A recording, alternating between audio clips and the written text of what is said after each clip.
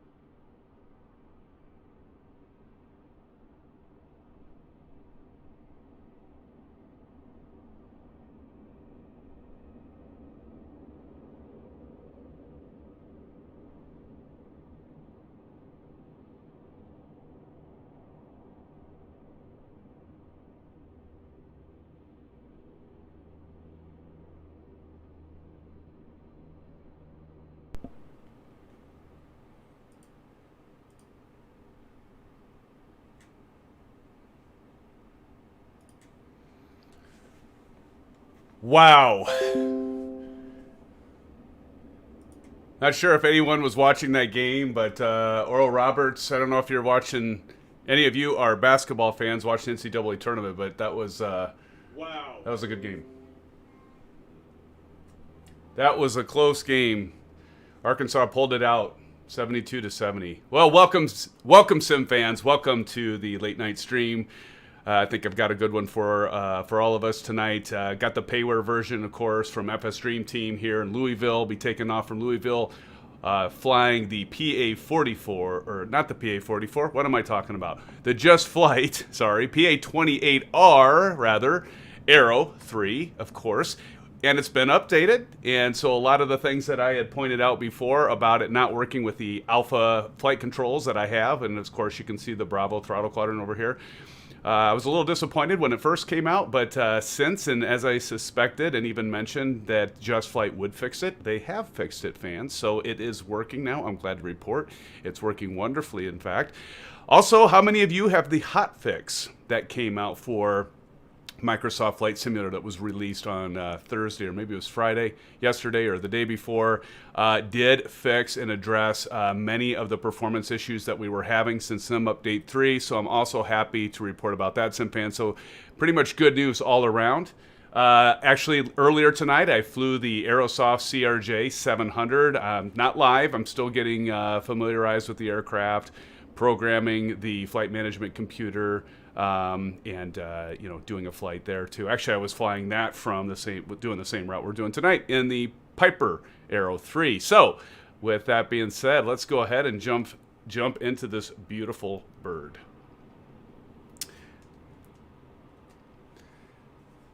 And isn't She pretty. All right, so SimFans, as usual, I leave everything as default so you can all see it with me here.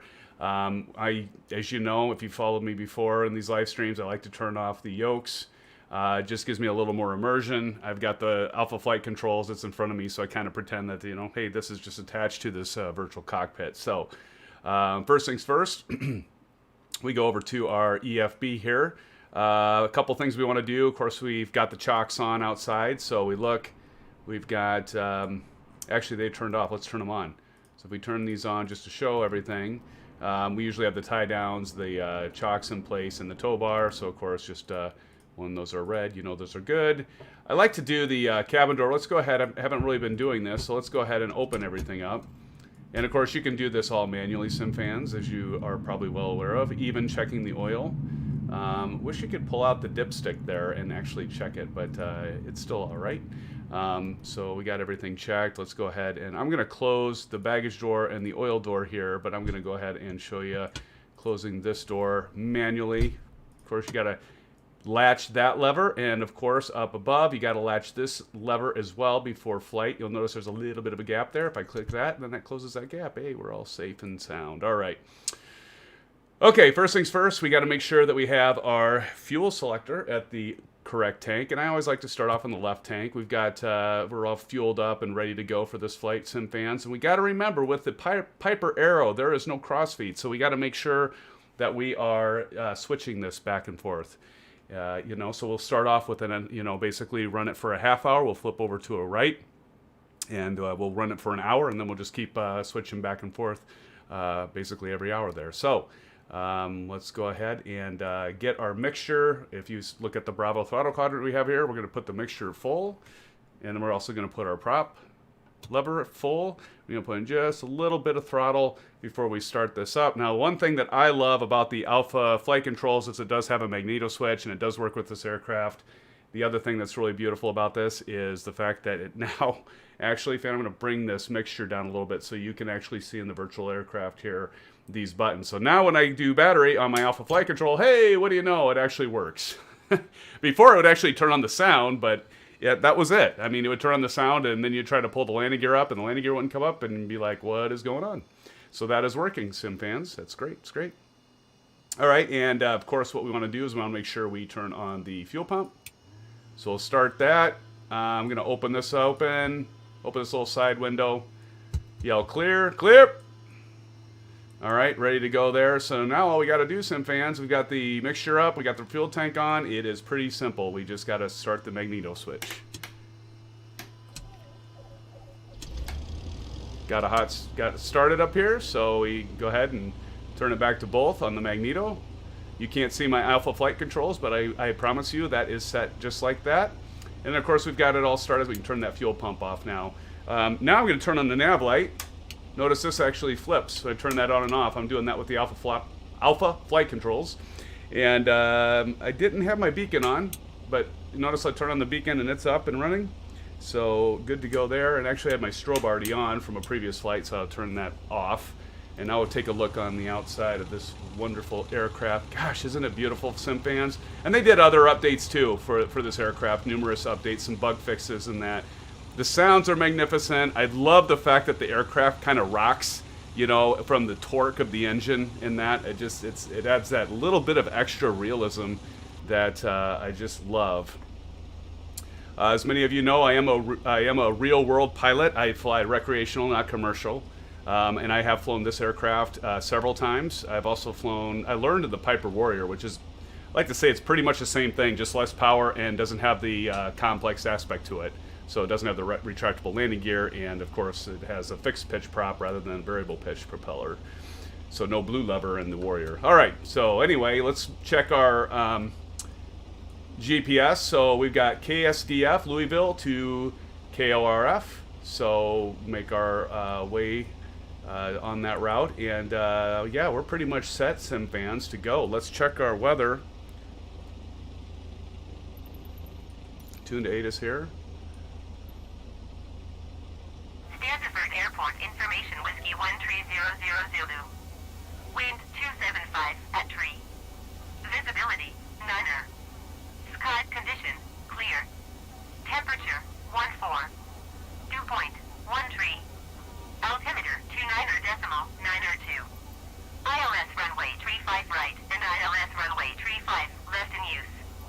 Okay, so 3.5. So what I'll do is I'll switch my mode selector here to heading. And you'll notice here I can change. Let's go like this. Still need to set my default views. So 3.5, right? Isn't that what she said? So you can see I just moved this. I went the long way, didn't I? That was smart. So I can get it over there. It isn't quite right, so I just like click and hold this a little bit until it hits 3.5, and then I know which direction I need to leave. All right, so we're set there. Now the other thing I wanted to show SimFans is right now, notice it's clear skies and everything to show off the beautiful scenery, but what the beautiful thing about Microsoft Flight Simulators, you know, you can change this on the fly to live weather, and it will load here momentarily. That of course changed the time, but we want to fly during the day, and actually I had it kind of more in the morning. But now we got some clouds there, SimFans, so we'll leave it on live. But now let's go back into the aircraft really quick and let's check ATIS again, because that should have changed now. All right, let's go back. Now let's see what it says. Stanford Airport information whiskey 14000 Zulu. Wind 175 at 17. Ooh, little breezy. Visibility 10. Sky condition: few clouds at 1,200 feet. Few clouds at 4,200 feet. Few clouds at 12,100 feet. Temperature. So now we can see that the ATIS updated, which is good. Altimeter 29.86. Oh, and we got to change our altimeter. Runway 35 right. Still 35 right. Runway 35 left in use. So 2986. All right, so we got to change our altimeter to 2986. So just go over here and go down about right there. Yep, and so that makes quite a bit of difference, doesn't it, SimFans? Okay, so we're going to start taxiing here. Get our bearings, 3.5. Okay, and I actually, when I was doing this earlier, thought, you know, it'd be kind of nice to see the full airport here. This is, again, payware by FSDreamTeam, SimFans, so I am actually pretty happy with the scenery here. So it looks like we're going to go ahead and go left and then follow that up to 3.5. So let's go ahead and do that. Back in the aircraft.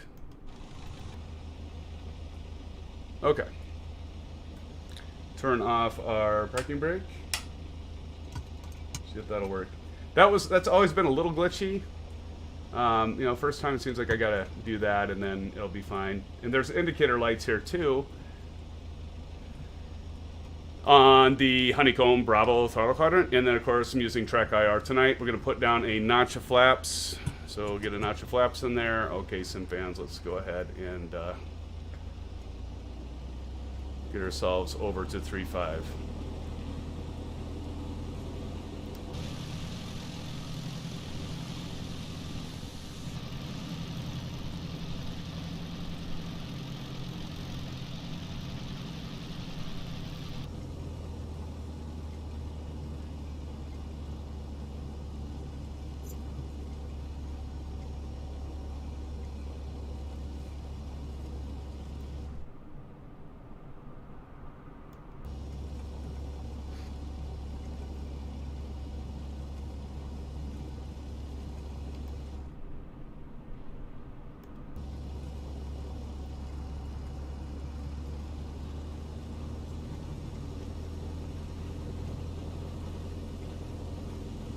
See that windsock blowing, so we got quite a bit of wind here.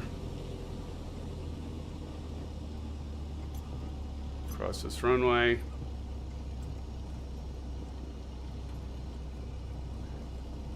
You know, once ATC gets a little bit better, SimFans, we'll definitely have them talking to us, but for now, we're just gonna ignore them. Got an aircraft coming in for landing ahead of us. But yeah, as you can see, the frame rates aren't too bad. You probably see me show how to enable the FPS counter that is native to Microsoft Flight Simulator. I'll show that after we get airborne a little later. Kind of a nifty tool, but I have definitely seen major improvements since that hotfix, SimFans. So that was really welcome to see. Ooh, boy, we got a... Blue Street 5524, hold position caution. Is that triple... No, that wasn't a 777. Was that Airbus? Blue Streak 5524, continue taxi. See what we have coming in here for a landing, SimFans.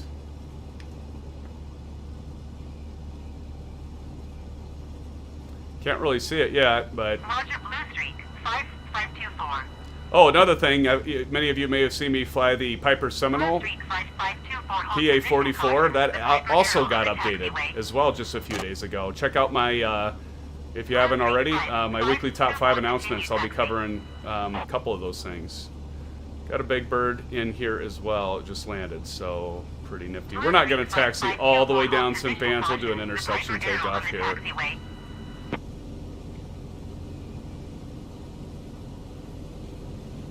But yeah, beautiful payware. I must say, I do like Louisville. Position, Blue Streak 5524. All right, we're gonna go ahead and approach 3.5 here. 3.5, right?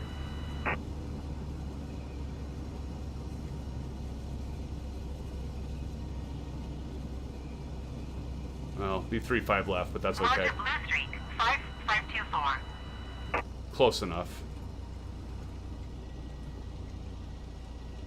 All right, and he's gonna taxi on out of here.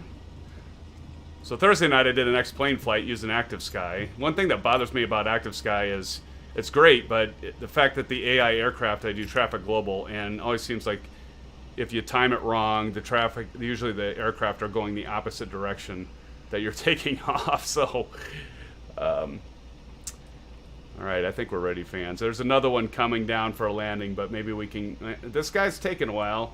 I'm going to put the parking brake on here for a moment. We'll go on the drone view here. How is everybody tonight? Hopefully you're enjoying your Saturday evening. Welcome, welcome, welcome. Thank you, SimFans, for joining me for this flight. Should be a good one.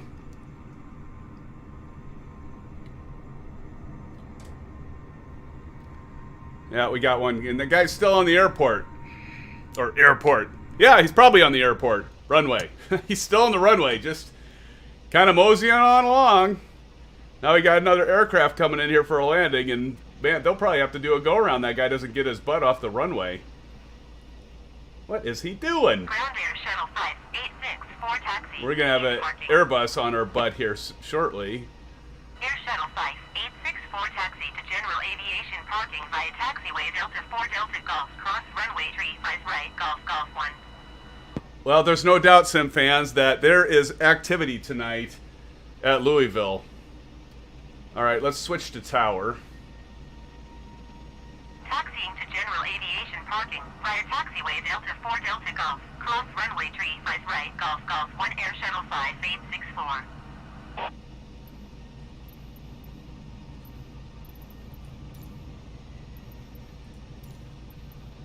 Clearance. Yep, he did a go-around. Information, X-ray 1400 Zulu. Wind 17. No, we don't want to do clearance. All right, well, he's still on the... Okay, he's finally getting off the runway, SimFans. Holy mackerel! And the other plane, the other jet already took... All right, let's get the heck out of here before... before we lose our opportunity. So we'll turn off the... parking brake, and we'll get airborne, SimFans. Oh, one thing, really quick, almost forgot. We forgot to set our desired track and our course line. Oops. So we need to do, so our desired track is 101. So we need to get this at 101, so I gotta switch my... Sorry about this. We'll get going here shortly, but we want to set that to 101. Okay, now we're ready to go, SimFans. Okay, now we can go. Almost forgot that. Okay. You know, it's always good to have, there's the aircraft doing a go-around, so that's kind of neat. Taxiing to General Aviation Parking by taxiway Bravo 6 Bravo cross runway 29er Juliet Golf cross runway tree 5 right A little Golf, trimming. Golf 1 Brickyard 49er 1 tree. And alright, SimFans, here we go. Sure, our mixture's full, our prop set full. Landing lights, strobes, everything on, and here we go.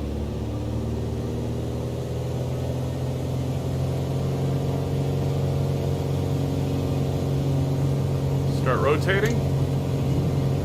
Oh, notice my landing gear went up because I was in pre-flight last time. I forgot to check, make sure my landing gear is down. That's not what you want to happen. That's one of the reasons why you want to do pre-flight checks, right? Close that window so we don't have so much noise.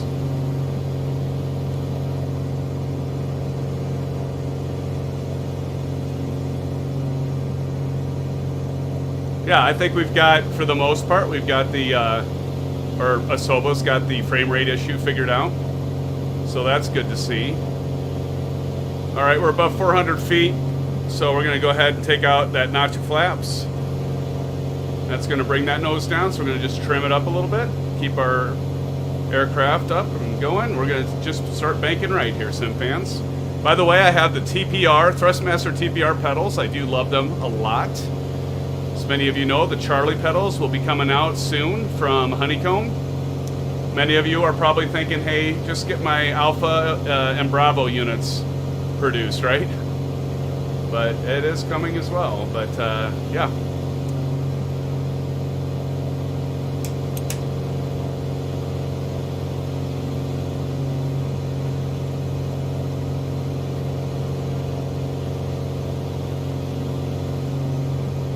All right.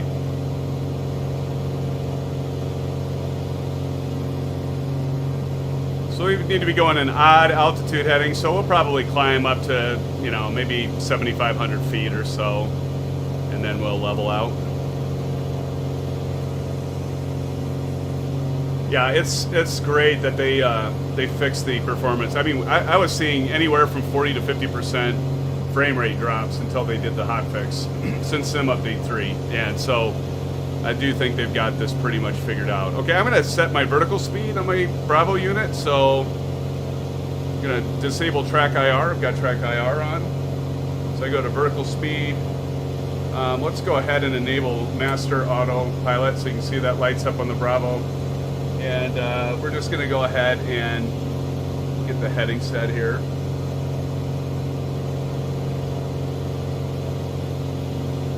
We'll tune in our heading.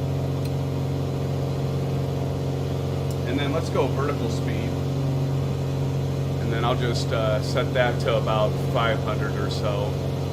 And then let's go ahead and punch in nav. And what that should do is get our aircraft oriented with the heading, or the navigation that we need to go, the route we need to fly. If you ever need to double check that, notice we're pretty well off here. And it's still turning left, so let's go heading. Let's switch this to heading.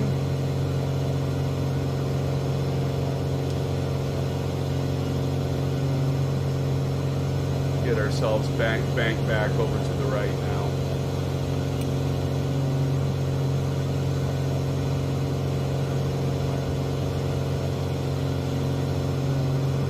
Totally going the wrong way right now.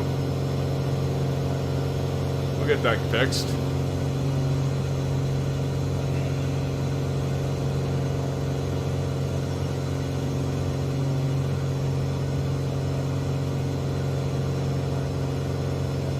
I don't know how much FSDreamTeam does around the airport. I think they do several miles around the airport here, but still need to bank, intercept our course here.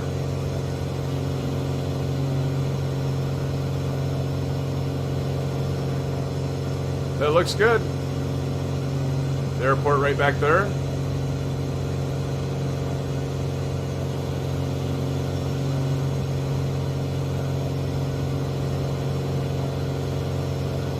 So again, never be afraid, SimFans, to use your resources. So if you want to bring up that VFR map, by all means, bring up the VFR map. All right, so we're still climbing up. We can probably take a little bit of the prop out. A little bit of the mixture out as well.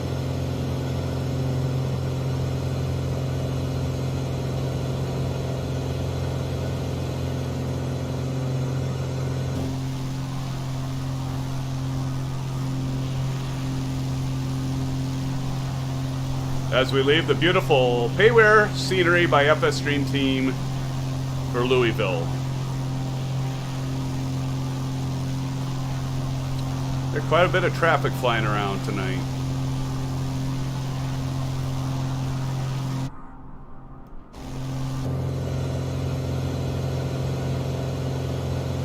Check our RPMs or fuel flow here. Probably can bring our RPMs down just a little bit, about 2,500 here.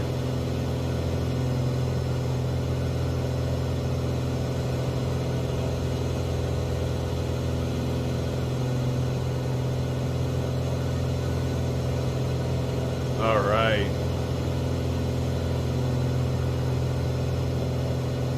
One thing you don't want to forget, SimFans, of course, and I've done this, be flying and talking to your, passengers or whatever, and forget to switch your heading mode to nav mode on your autopilot, or you'll just keep flying. Same direction. It will take you probably farther away from your destination you want to go. So, of course, depending where you're pointing, but we're at a pretty good clip here. Probably not quite 90, maybe 60 degrees or so from intercepting our magenta line there for the course. And well, I'll turn on the nav mode on the Bravo Throttle Quadrant so you can see the integration working with this Just Flight PIPER Aero 3 that we're flying this evening.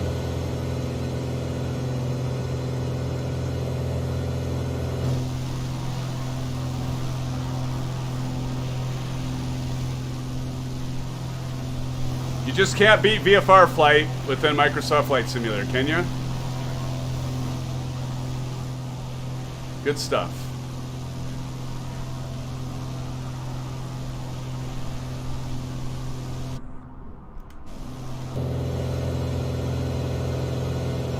The other thing is I forgot to turn this localizer, so now watch this yellow bar when I hit GPS. See how it changed there? So we already overflew our course line, so that's okay.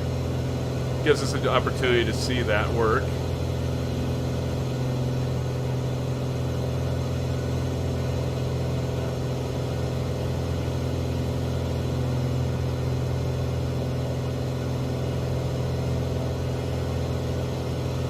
I got distracted by going outside, SimFans. Just looks so great out there.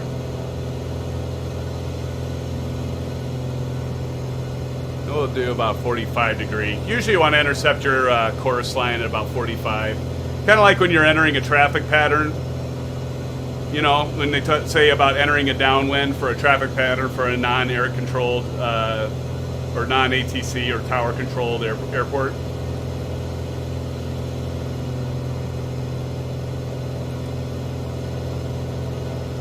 So you can watch, so what I want you to look at, and you probably are familiar with, notice this line's getting closer and closer dead to center. Notice where our aircraft is in that magenta. So I'm going to switch this over to nav.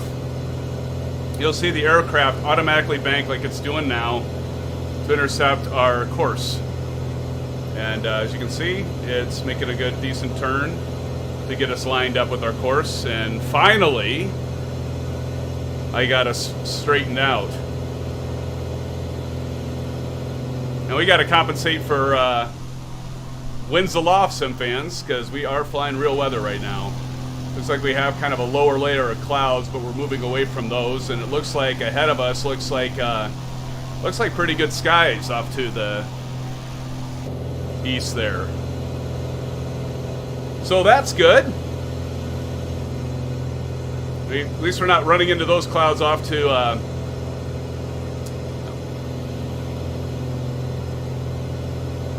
little bit off to the south there, but yeah, that's a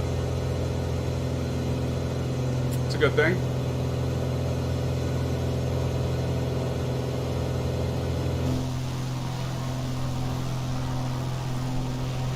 Notice that this aircraft too, mentioned this before, and I apologize for those of you that watch my live streams and you've heard this already before, but Just Flight really did a good job in improving the navigation lights and beacon lights, making them look realistic. We probably turn off that landing light. Let's see if that works here. Yep, sure does.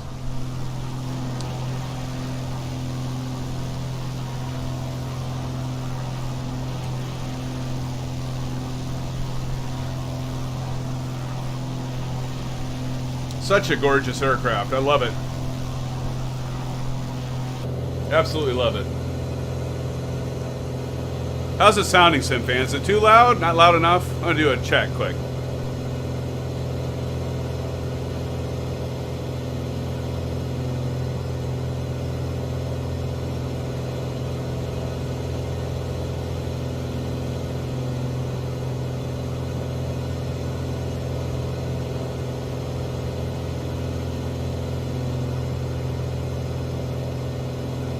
Think it sounds good? Yeah, SimFans, look at that off to the south, though. Good thing we're flying east, huh? Not necessarily like horrible, but those are some... We just have to fly over those clouds. It wouldn't be a big deal. I don't know what this is over here, though. That looks like it could be... That's rain or what it is, but...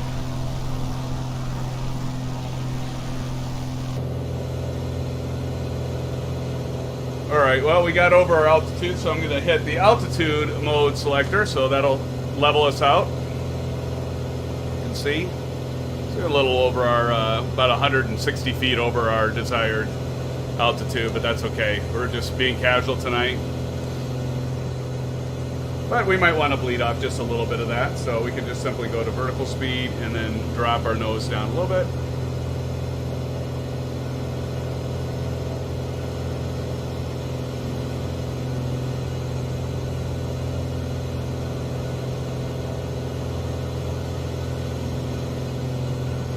I said this before, I wish they really put a white line there, because it's really hard to see. Even without sunglasses, it's hard to see.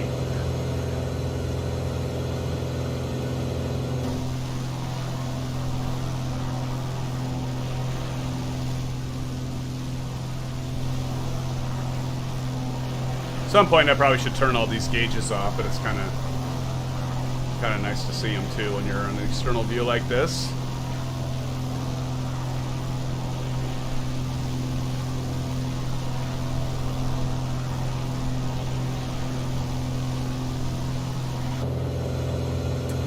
So let's take a look, see. So our flight again. We are going from KSDF to KORF. So of course, Louisville International to Norfolk. And as you can see here on the GPS, pretty long flight. 2 hours and 48 minutes for this flight. But we are going to see this beautiful landscape all the way there. Hopefully be talking about a lot of things sim related. If you have questions, please do feel free to post them in chat. I'd love to try to answer them for you. Or if you just have anything in general, feedback, that sort of thing, that'd be great too. But if you just want to hang out, enjoy the show, hey, that's just as well, my sim fans and friends.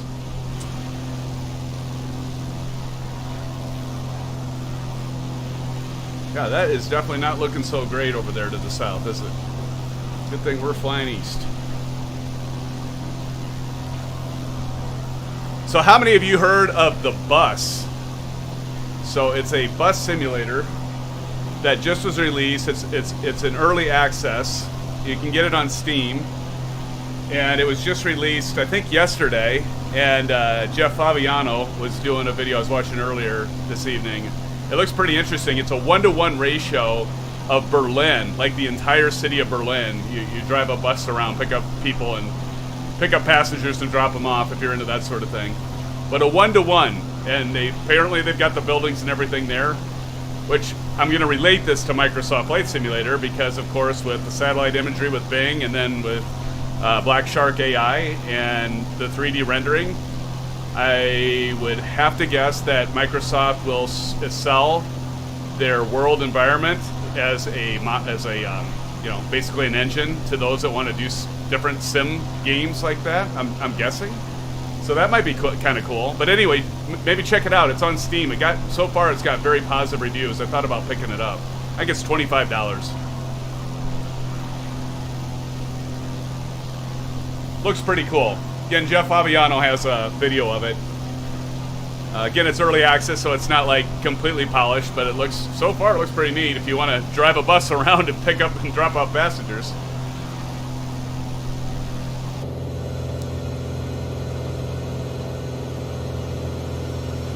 And then, of course, you know, there's also, you know, mission-related products out there for Microsoft Flight Simulator. Quite a few of them I've reviewed and mentioned in the past. One of them that I really like is called On Air Company. The only thing I don't like about it is it's subscription-based, so you can buy it by the month, by 3 months, by half a year, by a year, even 18 months, and of course, it's cheaper the more months you buy up front. You know, they update it all the time. Like, I swear they do. Probably a couple, 3 updates every single month, if not more. Might be even 4 or 5. And so, you know, it's nice. I mean, I guess that's one thing you get with subscription-based. You get with other products too. They do updates, but they constantly update it. And it's also got a, you know, an economic model. You know, there's FS economy. I know that's for X-Plane. I don't know if you can get that for. I assume you can make that work with MSFS. Orbix has one that they sell now. And there's one other one too, and I'm trying to remember what it might be from Just Flight, if I remember right. Name isn't coming to me, but yeah, there's quite a few of them out there. So, in other words, if you want to be like the bus and flying passengers around, you can do it in Microsoft Flight Simulator or X-Plane as well for those utilities I just mentioned. So, kind of neat. Give some objectives to your flying if you want more than just casual recreational flying like we're doing tonight. I might have to highlight that again in another live stream. Maybe bring On Air on. I was having problems with it once when I was trying to demo it and show. It was really degrading the performance, and I don't know if it was the 2D window from it or it was the processing that it was using. It is a web-based application, so it was causing Microsoft Flight Simulator frame rates for me to drop. I mean, like, bad. So I might have to try it again and show it off. It's pretty neat. I haven't actually used it for a while, to be honest with you. There's another one called A Pilot's Life. So if you like flying commercially, you should check out A Pilot's Life. And that's a one-time charge. It's not subscription-based. It's pretty neat. So the Syracuse-Houston game just started. Just have to have the TV up there to kind of check that out and see what the scores are during the tournament, if you're into that sort of thing. Wow, does that look good, fans? Does that look good, or does that look good? And we have our frame rates back. By the way, let's check and see what those are at. So to do that, we are going to go to General. Excuse the little pause break here, but I'm just going to show you can turn frame rates on here. So you go to Developer Mode. So General Developers, Developer Mode, turn that on. Get this menu up here, hit Apply and Save, go back, resume. We're back to flying, but now we have this menu system up here. Go to Options, Display FPS. Yeah, so we're at 34, 32, 34. Sometimes I've seen it hit up to like 40, 45 again, which is normal. It was like that way before the Sim Update 3 for me. After Sim Update 3, it was like flying level with no cities around. It was like in the 20s, like low 20s. Sometimes even in the teens, and it was driving me absolutely bonkers. So they definitely improved it. Oh, and the other thing too, there are some hacks to use to try to get your performance back up. So actually, I reduced my terrain detail down to 80% and object detail down to 80%, and I was still in the low 20s. And now, after they did the update just yesterday or day before, I was able to put those back at 100%, and now I'm getting, you know, an increase of at least 33% in frame rates, even back at 100. So that's good.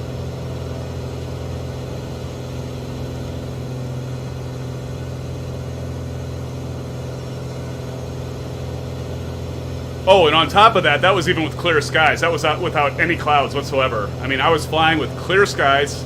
Some of you might have been with me. And it was horrible. Rojo, welcome to the stream, my friend. Thank you for joining us this evening. Rojo says, my Bravo doesn't show nose gear green when the gear is down, but works when the sim starts up. Have you seen that? I haven't seen that. So I assume you have the, I'm trying to remember the name of it, but you have the add-on in your community folder, I assume, because you definitely need that in your community folder, Rojo. I assume you have that. I am going to look it up while we're flying, because it's bugging me, because I got to remember what it is.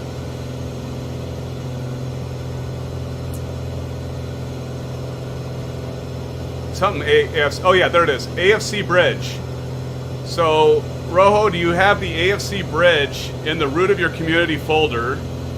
And make sure, Rojo, that you have it not only in the root of your community folder, but sometimes when you decompress those, they might have another subfolder. So right under AFC underscore bridge, you should have a folder called bin. So as long as that's under your community folder, that should be working for you. At least it is for me.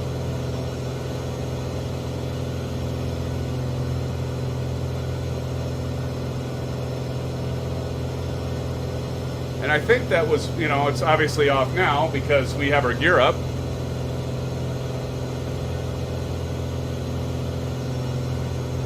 But due to the magic of DVR, I'm actually on my computer here, and I'm going to make sure that that was working, but...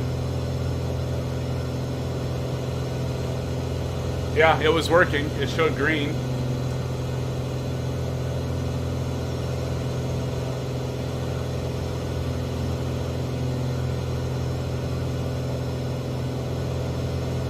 Go to where we took off here. So I'm rewinding here, Rojo, to check, and so yeah, it's showing green on mine, and I'm watching the takeoff just a few minutes ago, making sure that switches to red as it should.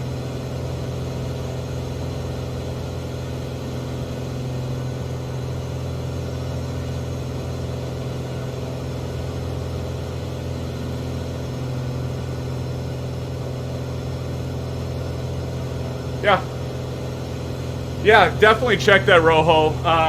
Make sure that you've got that AFC bridge in the root of your community folder.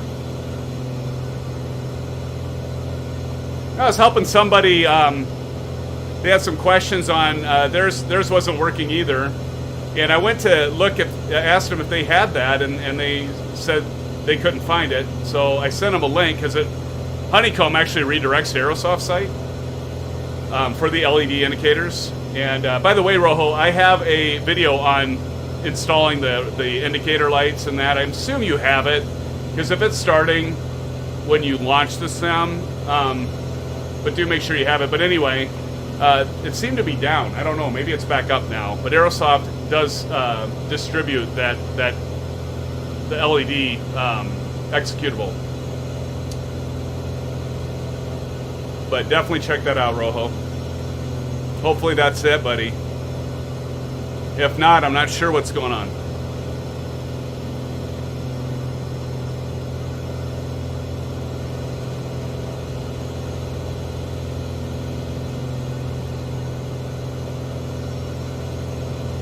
And if you haven't already, please smash the thumbs up button, do a like on the video if you would.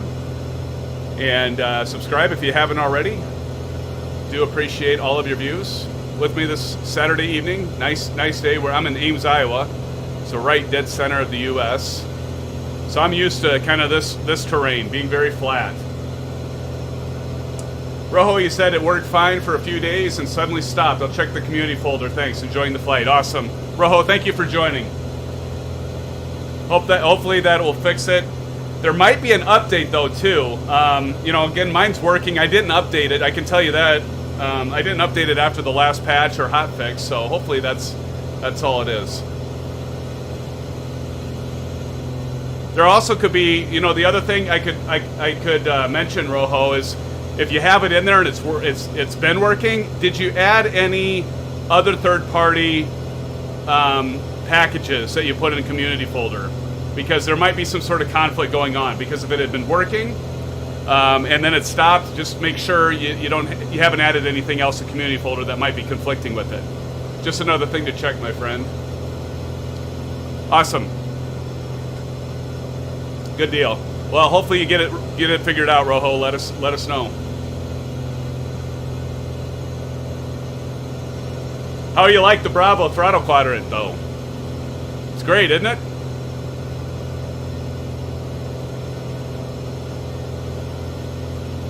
I would, you know, I know many of you are still waiting to be able to buy it. And some of you are waiting to get it and have bought it.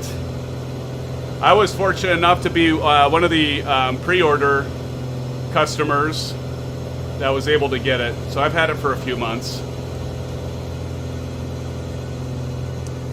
What airport we got down here, SimFans?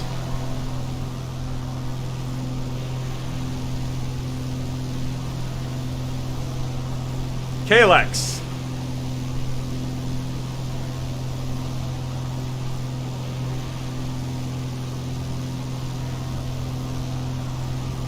What airport is KLX?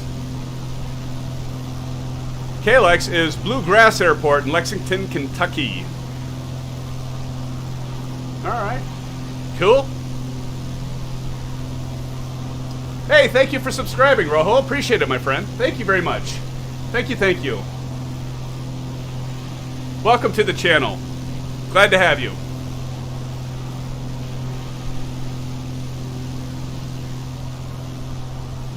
KLX.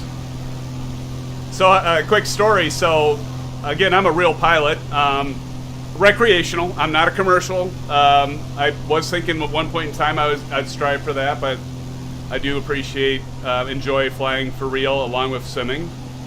But I was with a buddy of mine, and I demonstrated near an airport like this and just cut the engine out to show, you know, don't worry if your engine cuts out. If you're, as long as you have flat terrain or, you know, especially an airport nearby that you can glide to, treat your airplane like a glider.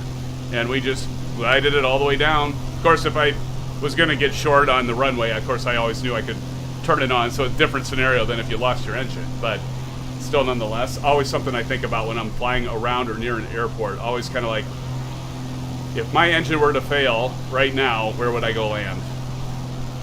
Just a nice kind of little, I don't know. I mean, simming, you don't have to really worry about it, right? But in real life, it's just kind of always in the back of your mind. It's safe, flying safe, as you've all heard, but it's always a good exercise to kind of think about while you're flying.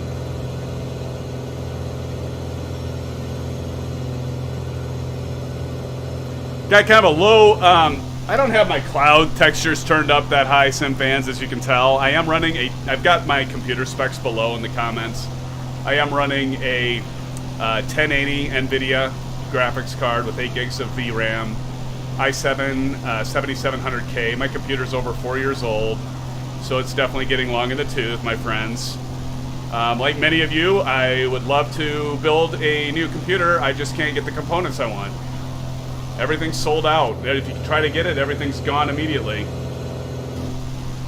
Kind of like the Bravo Quadrant, right? Or the Alpha, or the TPR pedals. Yeah. Rojo, you say you love the Bravo Throttle Quadrant. Still learning my way around it, but the autopilot panel really makes it easy to use instead of having to use the mouse. Absolutely, my friend. Yeah, you know, the dial, the mode selector, all that is fun. And as you say, it's a lot easier to use. I agree. I wish they would put like a little white line on the mode selector, because I mean, even if I don't have my sunglasses on, I'm not live streaming. And by the way, this is part of the character thing, but I do have a purpose, because I've got these lights in front of me to light me up, and then my green screen in the back. So they are functioning to a degree. But even without my sunglasses on, you know, I still have a hard time seeing that. It just seems so easy to just put like a little white line. I might have to paint a white line on it. I've mentioned that several times before. But anyway.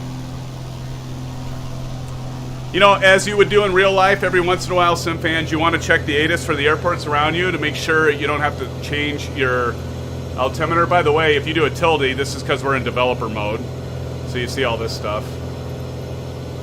And notice all the XML in that. I assume that's why when I do on-air company and it's a web-based app, that maybe that has, I don't know, maybe it doesn't, but it might have something to do with it. So we'll do the nearest airport. And let's see if we could get KLX. They're going to have ATIS. They're big enough. Let's see what they have for an altimeter reading. Lexington Airport information, Oscar 1500 Zulu. Flight 128 at 11. Visibility, tree. Sky condition, few clouds at 1,200 feet, few clouds at 4,200 feet, few clouds at 12,100 feet. Temperature, 1 tree. 2.10. Altimeter tree 0.04. ILS runway 4 in use. 3004. Landing and departing runway 4. VFR aircraft say direction of flight. All aircraft. Turn that off. 3004. So fans, boy, that went up. Look at this. 3004. So we got about there. Look at that. The difference it makes. So yeah, I mean, in sim flying, if you're doing VFR, that's a tip. Constantly check, not constantly, but like every half hour or so, 45 minutes, you fly by an airport or somewhere that has ATIS, tune it in on your radio, on your comm, and listen to see what the altimeter is. Make sure you're setting that altimeter. I mean, it's not as important. It's still important, but not as important than if you're an IFR, of course. But definitely something to be aware of and do. Bro, you said, yep, I'm going to paint one on mine. Yeah, I know. I didn't give any feedback to Honeycomb. I'm sure they've heard that. I probably should send them, maybe post it on Facebook or something, let them know, hey, for revisions and that, so all of you that haven't gotten one yet, maybe you'll have something as little as that can make all the difference in the world done. All right, let's take a look at this aircraft, SimFans. So if you're thinking about buying this, yeah, it's not cheap. It's $45. I bought the aircraft directly off of Just Flight's site. I don't know if it's available in Marketplace yet. It wasn't when it was first released. I don't think it's in Marketplace, and do be careful. If you want this aircraft and you go to Marketplace and you go, oh, there's a Piper Aero 3 that, SimFanatic was flying the other night. No, it's the Coronado version. So, not to say that's a bad version, but I don't think it's probably going to be as good as this one. Now, I can't honestly say that because I haven't flown the Coronado version, but I do know Coronado aircraft, and I could say it's probably a safe bet. Even though it's cheaper, it's probably $30, I think. This one's $45. This is going to be worth it. The flight characteristics, I have flown this for real. I can tell you right now that it's pretty close. None of these are ever perfect by any means, but this is the best general aviation aircraft SimFans that you can buy that's on the market right now for Microsoft Flight Simulator, bar none. No, if somebody wants to argue that with me, please feel free. But in my humble opinion, it's the best aircraft you can get right now. It's $45, so it's not cheap, but it's a great one. So take a look at the leading edge. Of course, we got the PBR textures. You can see that they're reflecting a bit. Another thing I like is all the detail. You have this texture in the dirt. I mean, you see this dirt on the fuselage of the aircraft. The reflections off the windows. We go back here, and I've done this before. Can anybody tell me in chat what this is called back here? This airfoil right back here. And I'm going to give you a hint. It's not called an elevator. But all this is so nicely rendered. By the way, this right here, this section is a trim tab. So when you're working your trim, that gets your pitch up and down. Even down to like the sandpaper that keeps you from falling on your butt when you get out of the aircraft if it's raining. The ADF antenna down here, VHF antennas. Just absolutely gorgeous. I mean, it's the little things. The dirt, the wear on the aircraft, to the rivets, to the exhaust, even to, the nose cone, and just the view of that propeller, the prop, running like that, the sounds. Let's go underneath this bird. You can see our landing gear retracted. You got dirt underneath as you normally would on any of these aircraft. You've got the oil kind of running off from the inside of the wheel well or the landing gear well there, where there tend to be hydraulic fuel and stuff like that for the landing gear. And then even all the debris and, you know, probably tar and oil and dirt underneath the undercarriage. Just magnificent. Even to the fuel vent here. At that little fuel vent on both sides. Just absolutely beautiful job on the exterior. And you know what I love about... So now Carenado does a good job too on the exteriors and interiors of their aircraft. I'll even say that they do an excellent job. The thing is, you get the interior and exterior and the gorgeous look of this aircraft, but what I really want to see in a plane is the truer to life flight model of the aircraft. I've run this through power on stalls, power off stalls, side slips to landings, you know, short takeoffs, all of that, and I've done them for real, and it's, again, it's not perfect, but it's closer than any aircraft that's in Microsoft Flight Simulator right now, and I'd even say I could put it up against some of the better aircraft in X-Plane for how it feels. It feels pretty good. By the way, I love X-Plane. I'm not going to get into a simulator war discussion because I love them. I think both of them have a place for my hard drive, and they are both on my hard drive.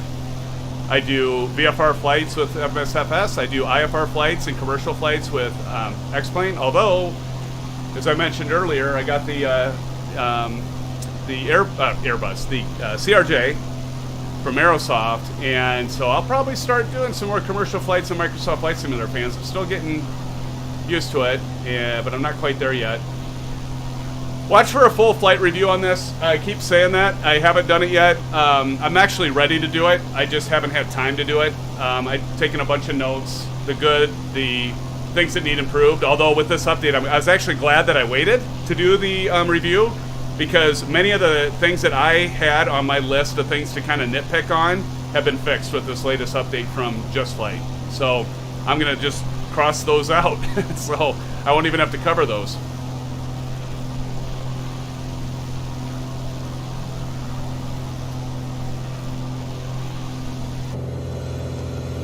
Let's take a look. Since we looked at the exterior, let's look at the interior, shall we? So, of course, you can, do your visors. We won't, well, if we unhook that, look, better close that. But I like the, look, even the floor, you've got all the crud and dirt and the debris, and God only knows what's on the floor of these aircraft, especially ones you rent. Looks like grass and dirt and dust, and so, and then even the panel work, I don't see any seams. Something I look for to see if I see like any stitching, not like this kind of stitching, but when the developers put the images together, you can see the reflection. That's just native within Microsoft Flight Simulator, of course. But like the wear that we have on our transponder, we could turn that on, I guess. So I put that at 1200. But that looks good.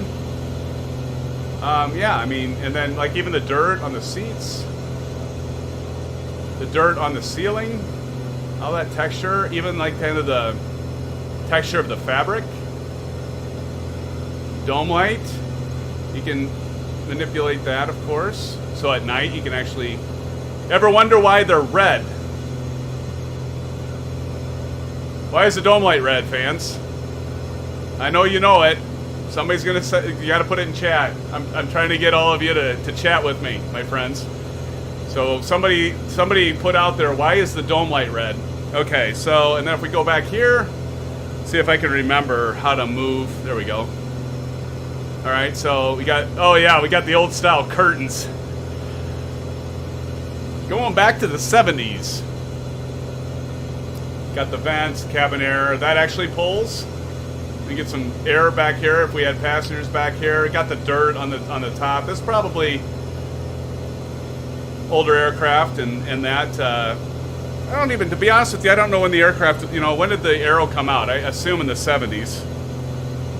Let me go out here so we can have like our passenger view. Look around back here. Is there dirt on the floor here? And that is, That's some good texture work, SimFans. I'm telling you, even dirt right here, wear and tear. Night vision, Rojo, you are absolutely correct, sir. That is exactly right. I assume when you say night vision, because red doesn't impact your eyesight like white light does, right? If you're in a dark environment and you switch from red light to, you turn your red light on and turn it off, your eyes don't have to adjust. That's right. Good job, Rojo. I didn't see anybody post what this is, though, back here. Right back here, that airfoil. It's not an elevator. Anybody take a guess at what that is? Yeah, I mean, pretty basic. That's what I love about these aircraft, though, SimFans. They're basic. They're easy to fly. If you're just starting out in simulation, flight simulation, definitely start in VFR. Start even with this. Don't necessarily buy an aircraft. Get the ones that come with the Microsoft Flight Simulator. I mean, even if you get basic, which again, it's included with Xbox Game Pass. So if you don't want to buy and spend $60 on Microsoft Flight Simulator, which it's worth every penny in my opinion, spend $1. Get Xbox Game Pass. By the way, Xbox Game Pass Ultimate now has a ton of stuff. Bethesda's on there. EA Play's on there. All those games are on there. Microsoft Flight Simulator will be coming here soon to the console. I would never play it on the console. My son might, but I got all my equipment here. Why would I do that? Honeycomb, by the way, is creating their Alpha and Bravo and Charlie pedals to actually be able to work with the Xbox Series X. How flippin' cool is that? Because not everybody has, thousands of dollars to put into a gaming rig, but that'll give some of those people out there exposure to actually being able to have peripherals that we all use. I think that's a good thing. Initially I was skeptical, but I think I'm convinced it's a good thing as long as Asobo and Microsoft focuses on us, because it's all about us, right? We're the ones that got this going. We followed Microsoft Flight Simulator for years. We followed FS10, which was Microsoft Flight Simulator, right? We followed Prepared. We followed X-Plane. And now we're back in Microsoft Flight Simulator, and it was really the PC gamers and simmers like us that's kept this thing alive. Of course, with all due credit to the developers, because without them, we obviously wouldn't have it. But there's a lot of third-party developers out there and people that do it for free that carried it through too, so credit, hats off to them. I tried my work on a few scenery packages within X-Plane. So I've contributed a little bit in terms of that. Was part of the alpha test group for Microsoft Flight Simulator, so I gave a lot of feedback. As did many other alpha flight testers. Many of you may be as well, to improve this product. So when it was released, it would be better. There's still a lot of improvements to be made, but they'll get them done. No, but that's all right, because I'm not ready to be done.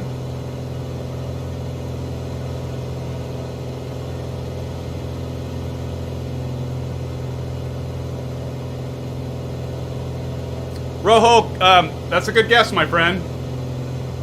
You're right, the whole surface moves. But it's not called an elevon, but that's a good guess.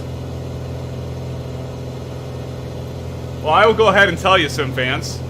It's called a stabilator. Stabilator. So yeah, but you're absolutely right, Rojo. That whole thing does move my up and down. I'm gonna tick the aircraft off because I'm doing that, but that's okay.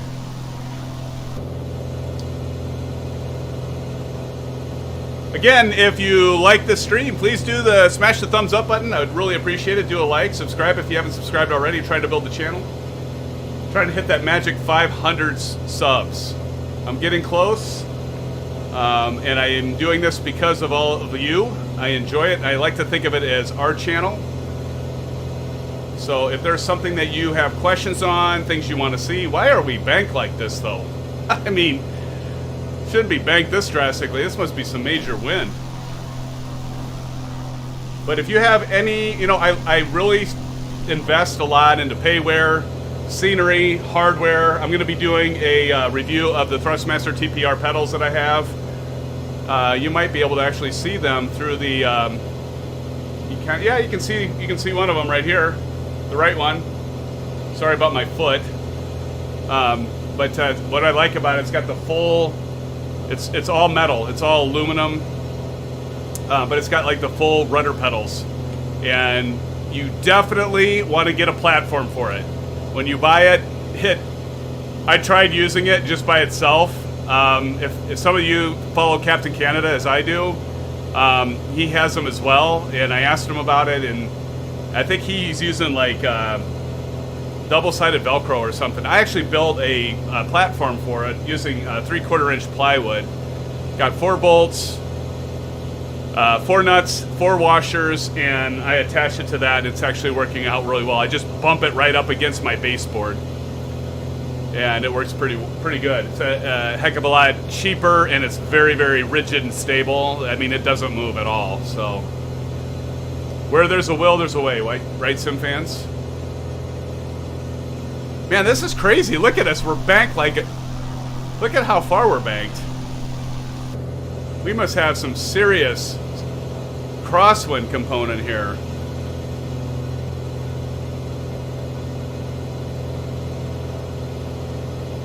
Wow. One thing we don't have yet, though, SimFans, flyby. We need a flyby view. And we don't have it yet. I'll tell you, and you know, you got to do the non-disclosure agreement, but all of you know that's not something that's out yet, so I'm not giving anything away. But I remember, like, even in the early phases, it's like, where's the flyby view? I'm sure many of you have been like looking for that. Where's the flyby view? They are apparently working on it.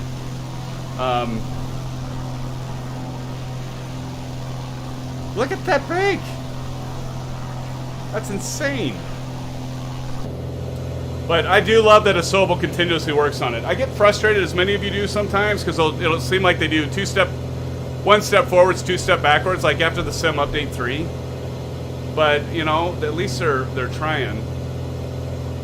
And, you know, if they do the hot fix and fix the performance, I was surprised it took so long, but at least they did it. This just seems odd that we're banking that much. You know what we're going to do? Let's just see if it is the weather that's doing it, if there's something going on with the aircraft. So let's turn live weather off. Look at our aircraft just like bounce around like that. Let's see if this like levels out. Because now we have like, isn't that a beautiful thing about, excuse me, about Flight Simulator, is that you can adjust that stuff on the fly. They're still banked though.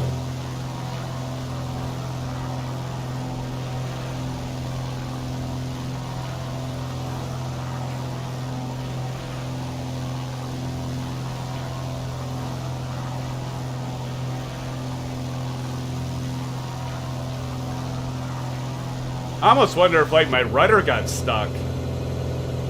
Did you see that? The rudder actually looked like it was stuck.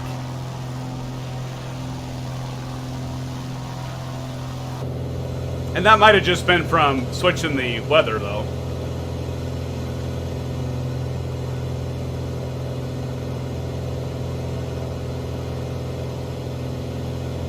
Let's see if the aircraft will stabilize and get level. That was really weird. I'm guessing it was due to the weather, the live weather, but I don't know.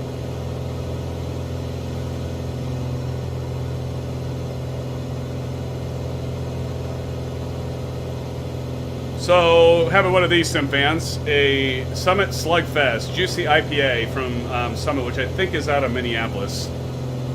I'm a huge craft beer fan. And this one I think is pretty good.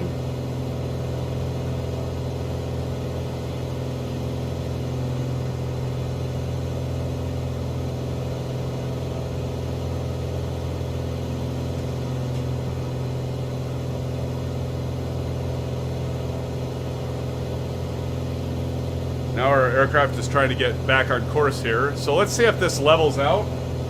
I would suspect it is. Frank Rose! Hello to you, sir. Welcome, welcome. Good to see you, my friend. Merrill Dougal, hey, welcome to the stream. Yeah, aileron trim too far to the right. You know, it could be. But I don't know if this even has aileron trim, to be honest. I don't think it does. That's a good question, Merrill. I don't think it does, though, my friend. I know many aircraft do. They'll have rudder trim or aileron trim. If you know it does, let me know. I don't think it does. I think the only thing we have is the stabilator trim. Let's see if it does level out. But Frank, how's it going? Are you working tonight, Frank? See? I guess we haven't really, like, leveled out here, but we got some cross controls going on here.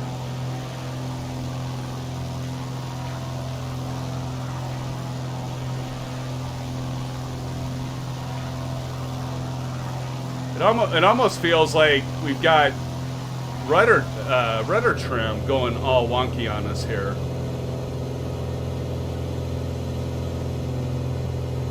I haven't had this happen before.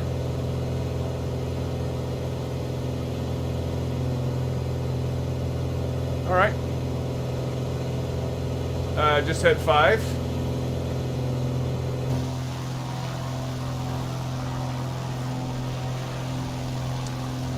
Yep, hit 5. I'm not seeing. Yeah, the rudder does. I think it's the rudder. I agree. Hey, Recon Delta, welcome to the stream. I agree. The rudder does look. Is there a center for the rudder? Maybe I hit something.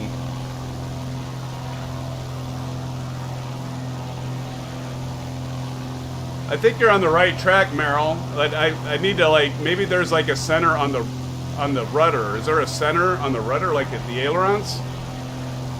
The auto center those? Because yeah, the rudder looks odd. I mean, it's definitely cross controlled. I've never had this happen before. Why it's doing that?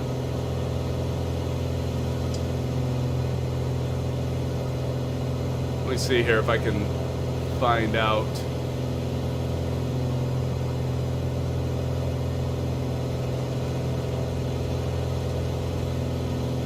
First time that's happened to me, SimFans.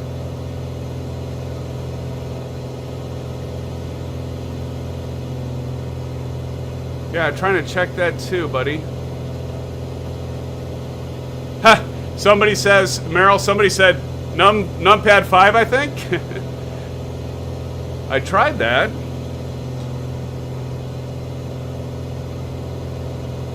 Make sure the numpad's on. Yeah, something's definitely not. Again, this aircraft was just updated and they fixed a lot of stuff, but maybe there's a bug here. I'm sure this is doing good for our performance. And I don't think there's a... Wait a minute. What's this? Hold on.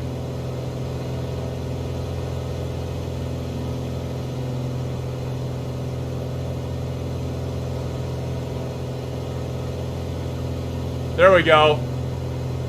Well, maybe not.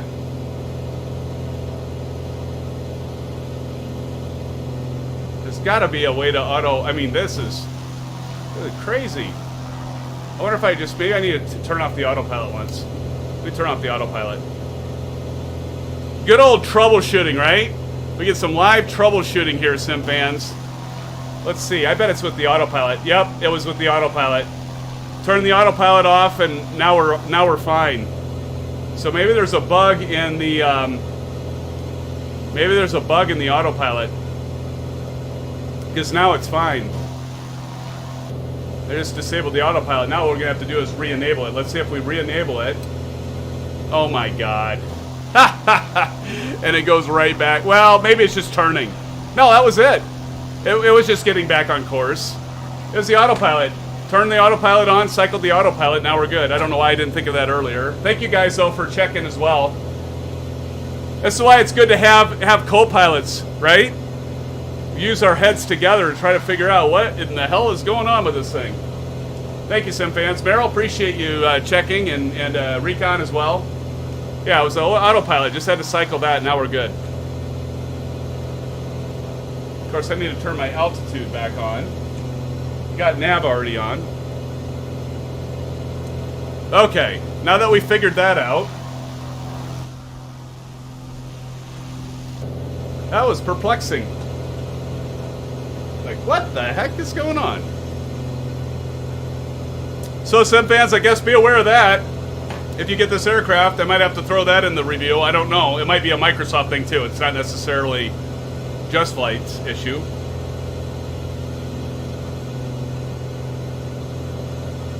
Well, let's go ahead and load the weather back in now that we got that solved. Okay, now wait a minute before I do anything. What the hell's going on?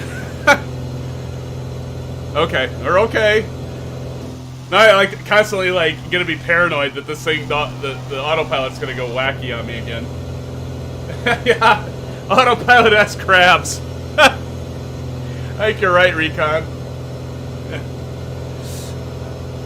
That's pretty good. All right, we're back to normal. Okay, now let's load our real weather here. Live weather. Yeah, listen to that effect. Watch it mess us up now. That was crazy.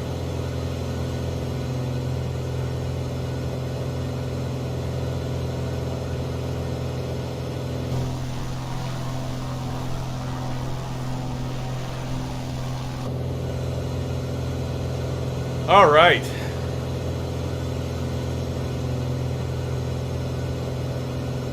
Gets awful hot in my office. I've got this this box light to shine on my green screen behind me. You guys can't see, and you know I got a couple lights here, and my door's all closed so my daughter can sleep. Oh, she's probably not in bed yet, to be honest. Central Standard Time here. It's not even 10.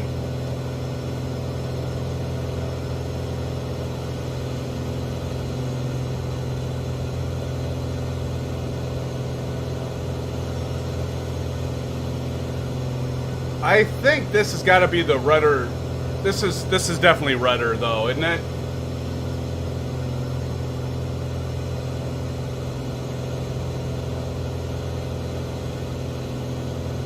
What'd I just do?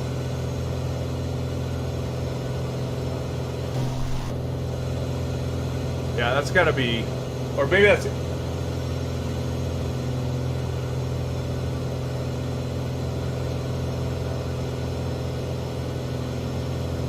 Yeah, that's maybe Meryl, maybe that's aileron. It's either rudder or aileron. I bet that might be aileron. Never mess with it. We got a little turbulence here, and now we're banking again, and our rudder is going crazy again. Let's see if it levels out.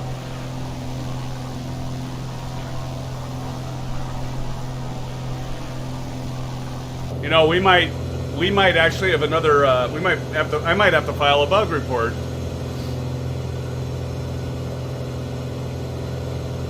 Because we're definitely banking slightly, not as bad as before, but we're definitely banking again, and that rudder is off again. Look at that.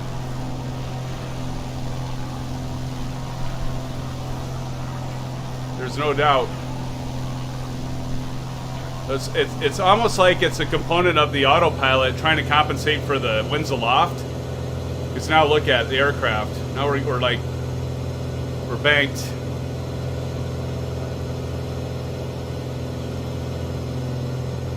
So yeah, let's turn the autopilot off. Let's look at back, and yep, it's definitely the autopilot.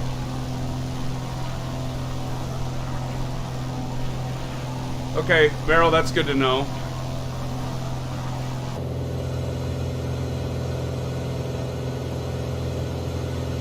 Yeah, I mean, as soon as I turn on, I mean, you should never have to put in that or rudder like that to compensate for wind.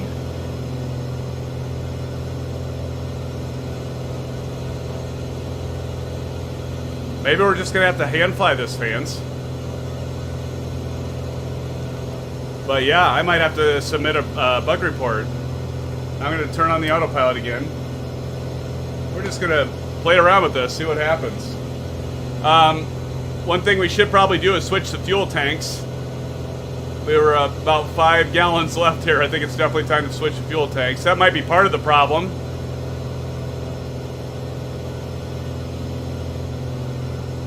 Although the left tank would be lighter.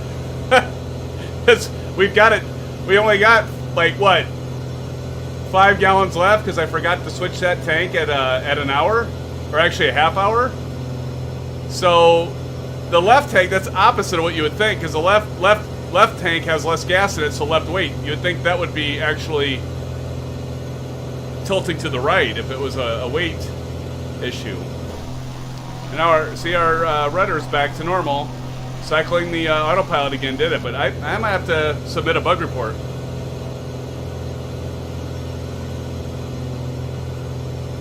Meryl says that if I remember right, it seems like a number 2 or 8 with 7, 9, and 1, 3 does the same for rudder. Okay. I think you're right. I just never use the keyboard. I've never had to, but it's good to know nonetheless, Meryl, especially when stuff like this happens. So appreciate it.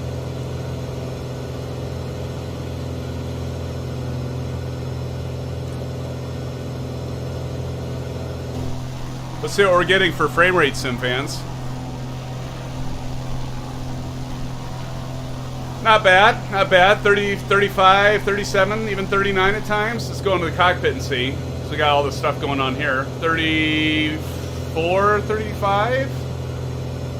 Definitely can live with that, especially how it was before the hotfix. Frank Rose, you said you're working as usual. Sorry I missed that. Frank, I'm glad you're here, even if it is momentarily, maybe on a 15-minute break.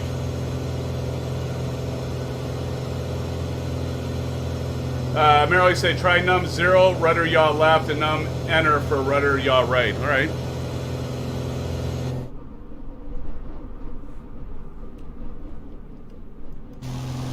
Hold on. Yep, that's definitely working. So what is center again, Meryl? See, I think you put it in chat.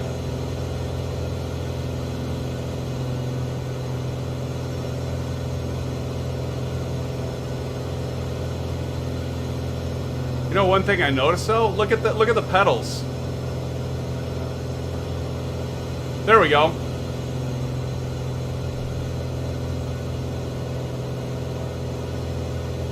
Let's see what this does. Oh my God, we're gonna die. But yeah, look at the pedals.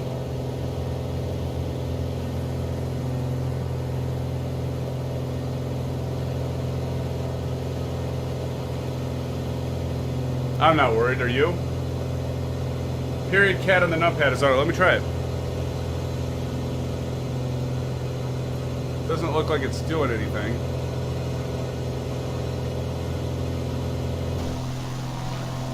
But it does look centered. Maybe it did. Holy crap, look at the trim.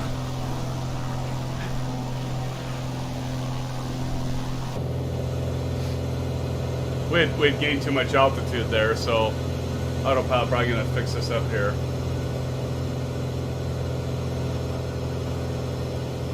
Oh shit, look at the trim.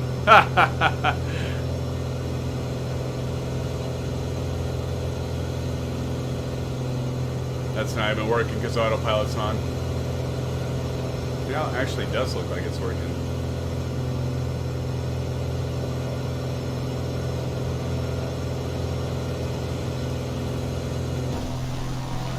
That definitely doesn't look good, does it? Right, time to turn off the autopilot and get this thing fixed. Holy shit. Turn that, definitely turn the throttle off. Get that trim out. I definitely think we found a bug in the autopilot though, how about that, huh? So the reason I took that throttle out is the obvious, right? I probably screwed something out, but I was doing all the messing around with the numlock and numpad stuff, Merle. We're okay, don't worry. I got you covered, SimFans. I won't let you die.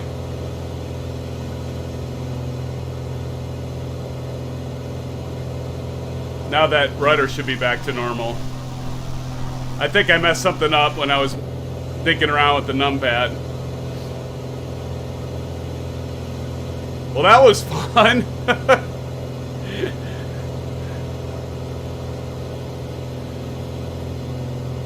Yeah, something like that happens as they teach you know, in pilot school. Your nose goes down. Pull that throttle out because you don't want to get the aircraft going so fast that you overstress it. To state the obvious, right? I think probably all of you are aware of that.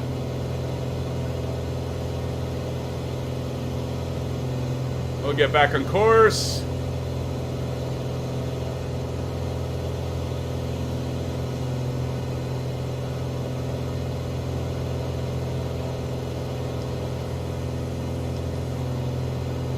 I just gotta, now what I'm gonna do is I'm gonna turn off the weather. Because I just want to see if this will, if it is due to the weather, like maybe it's a combination of our winds aloft and the autopilot. I'm thinking that's what it is, SimFans.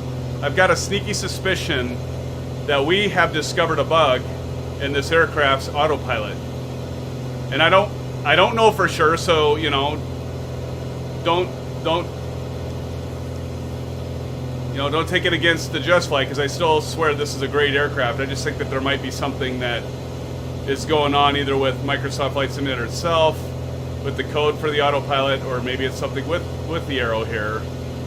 So what we're going to try now, we're just, what else are we going to do? We have some good chat going. We have some good flight going. We're doing some troubleshooting. We're checking this aircraft out after the update. Again, the update was just released for this. So I'm going to turn on the autopilot again on nav mode. All right, let's let it get stabilized. I'll go ahead and hit altitude. See, that ain't good. That seems wrong. So something's definitely up with the autopilot right now. I mean, there's no reason that should have gone haywire like that. Like, you hit altitude on your autopilot, there's no reason that we should have just did a no. Although it probably got, yeah, check that out. Well, no, that looks fine. But there's no reason, like when I hit autopilot, disable that shit. There's no reason when I hit autopilot that we should have nosedived like that, SimFans. None. So maybe something's going wonky with the autopilot right now. We might not be able to use it. We'll just hand fly it if we have to.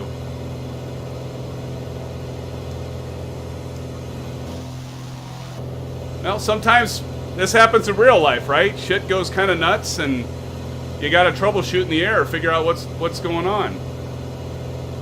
And that's what we're doing. We're troubleshooting this.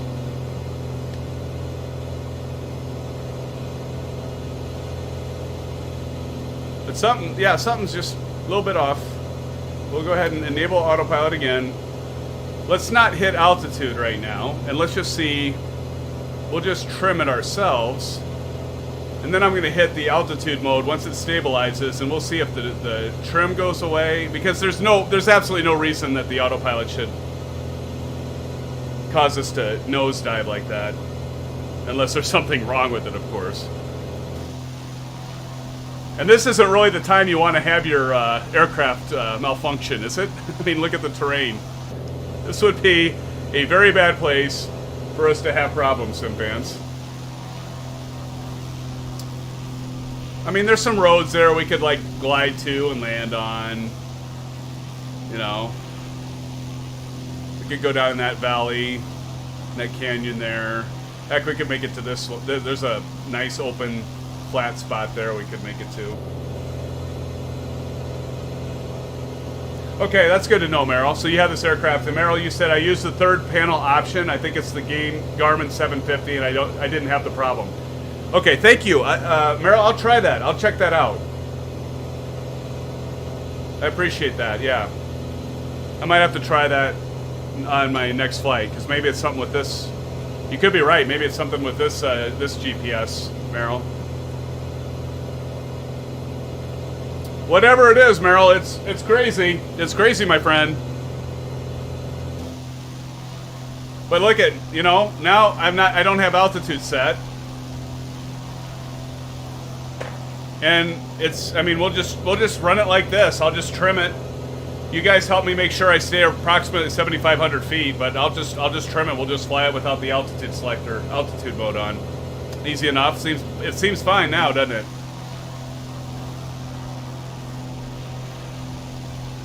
Sounds good, Merrill. Thank you. Yeah, that's what it's all about. This is a community thing, right? Work on it together. See what's going on. You know, come to think of it, there was one time I had, you know, an anomaly happen with this aircraft with the autopilot. And it seemed like it was with the pitch, attitude, and altitude. But that was so long ago, I forgot about it. Double click the altitude button? All right.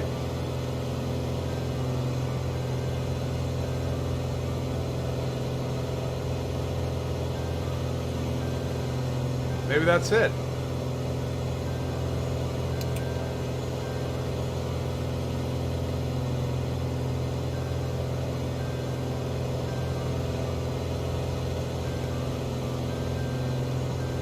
Holy shit, there it goes again.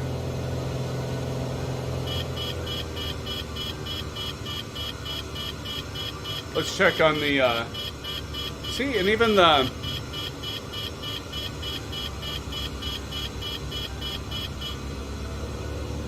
I don't know, man. I think the simulator needs to be reset. I think there's some bug that's happening right now, and I'm not gonna obviously reset it because we can fly it without the altitude hold mode. But there's just, I think it's just a bug. I think it's just a bug. I mean, I can turn this off. I'll turn it back on, and let's hit altitude and see it does the same thing again. Let me try something though.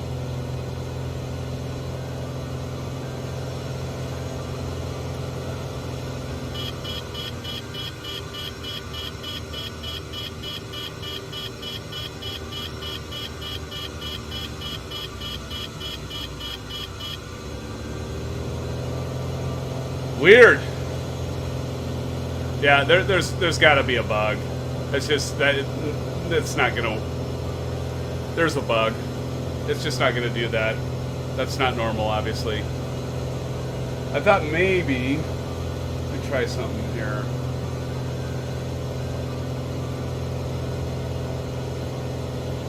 What if I do vertical speed? Yeah, I mean, if I hit vertical speed, yeah, nothing. No, I mean, even vertical speed. There's something with the pitch attitude with the autopilot. Because even vertical speed isn't working.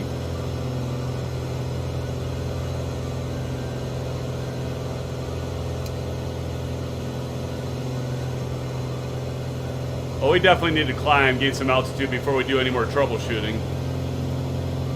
Because we're getting pretty damn close to these hills. But yeah, there's something, there's gotta be a bug in the autopilot. Because I mean, between the rudder, between the pitch and the attitude, there's definitely something wrong with our autopilot. So, like in real life, we would just not use it. We'll hand fly it. Nothing wrong with that. Nothing wrong with hand flying it. I was doing all my training and flights in the Warrior. I didn't have an autopilot, so autopilot just makes us complacent anyway, right? I can still use part of the autopilot though. I mean, it seems like the nav hold is working, so might just use that.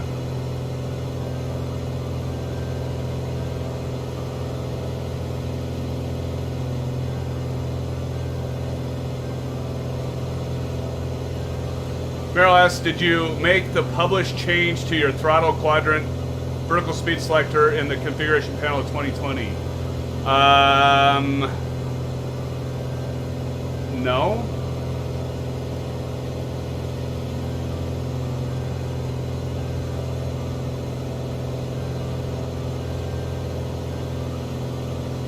Are you talking about the configurator, or are you talking within, I assume you mean right within in Microsoft Flight Simulator controls, right? Because there's a configurator too, Meryl, but I think that's just for X-Plane, but I might be wrong. That Aerosoft puts out for that.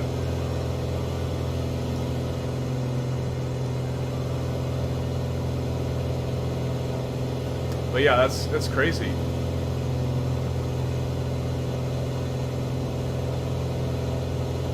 No, I didn't, Meryl. I didn't change anything. I didn't know there was anything I needed to. Maybe there is.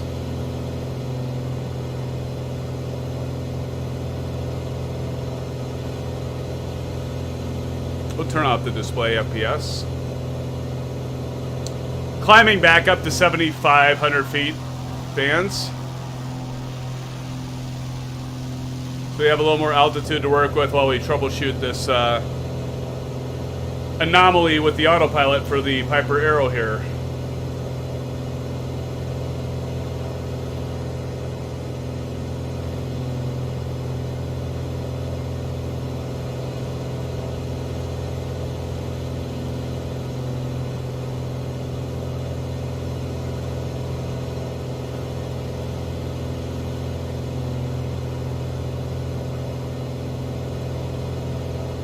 Almost there.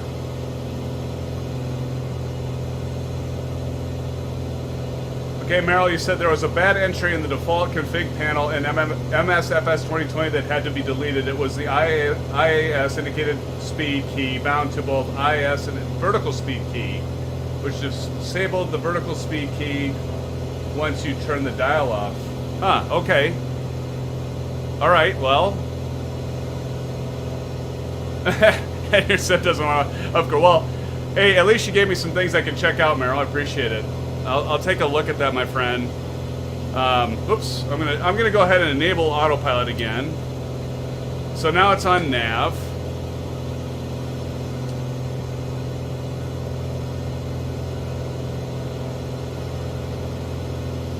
You know what's really weird, Meryl? Look at my vertical speed indicator right now. It's almost like well, maybe not. I thought it was like leveling out by itself, and I thought maybe something kind of like what you were saying there. Maybe something was like double mapped or something. Definitely have to check that out though. I'll have to do some playing around. So SimFans, I haven't updated this. So there's been 2 updates since I last flown this aircraft, which might be part of the problem. There was the actual Piper Arrow 3 update, which was this past week. And then, of course, as many of you know, there was also the hotfix for Microsoft Flight Simulator to improve performance. I can't imagine that had anything to do with it, but you never know. But there was an update to the Arrow and Microsoft Flight Simulator, so maybe there was something that, because again, I haven't flown this aircraft since both have been updated, so might be running into something I got to figure out.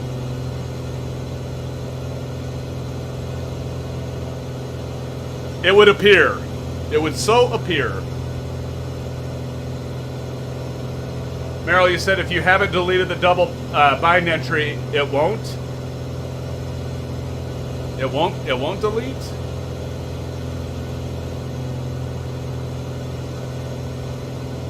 Or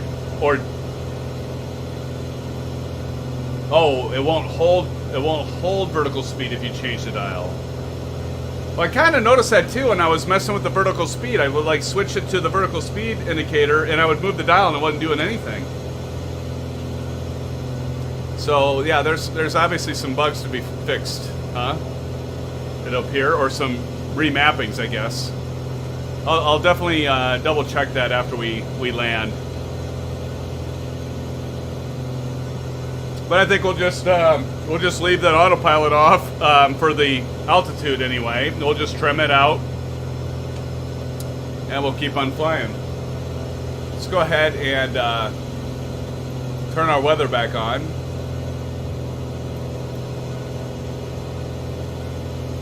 Oh, you got some haze there.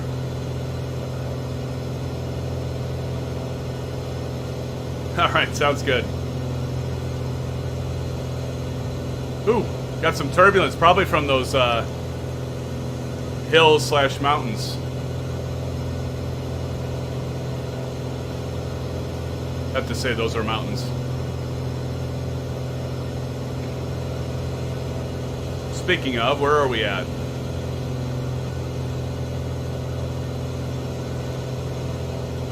KCRW.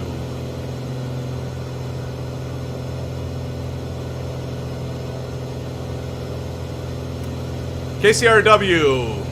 Oh, yeah. Charleston, West Virginia. Yeager Airport. Chuck Yeager Airport, probably. Cool, cool.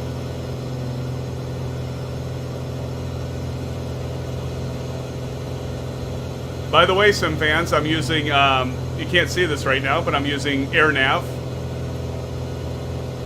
Definitely check that out. It's free.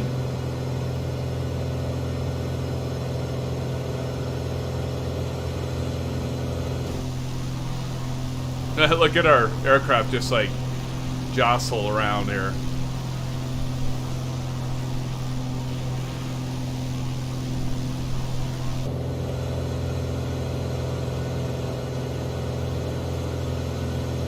I'm going to try something because I love to troubleshoot stuff.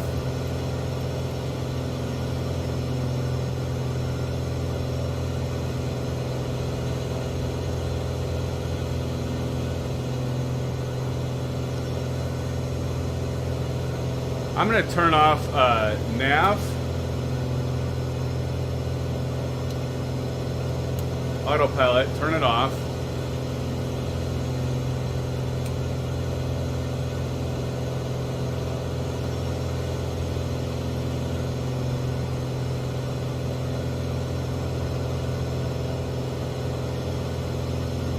Look, I just plugged altitude in, Meryl, and it's working now. Dude, there's gotta be some bug. There's some bug. Because now you can see indicators, altitude mode set, and we're holding altitude. I don't know. That is so weird.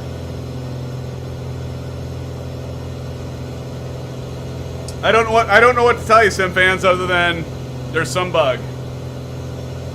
Because now it's working. I had to check it again because I had this feeling. It's like I had this feeling that like maybe there's something that was going on and it just had to clear itself out. But now it's working. You can see we're holding our vertical speed indicator is at 0. We're holding 8,100 feet, which by the way we're flying a right heading. RMAG describes this fix here. Okay.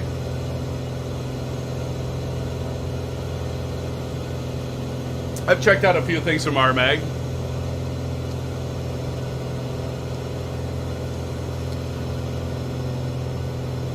Appreciate it, Meryl. Yeah, I'm not quite sure what's going on, but feel free to post a link. By the way, I have a Discord server I set up actually last night as the channel grows. So I have a section for help, how-tos, multimedia section if you want to post some screenshots. I posted a screenshot when I was flying the Zibo 737 from CYVR to KLAS. So Vancouver International to Las Vegas. I did that Thursday night. I posted a really cool pic there. So if you do use Discord, do check out my Discord server and feel free to chat there as well. Which, by thinking about it, I should see if anybody has. Oh, well, you know, there are some things here.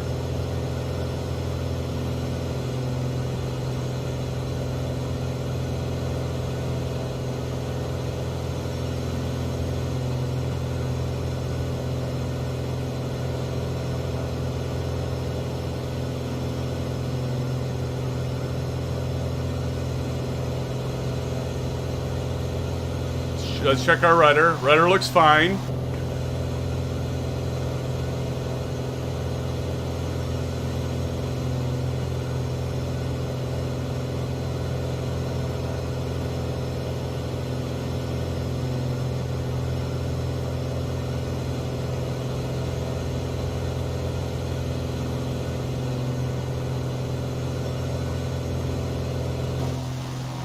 Yeah, it's still all right.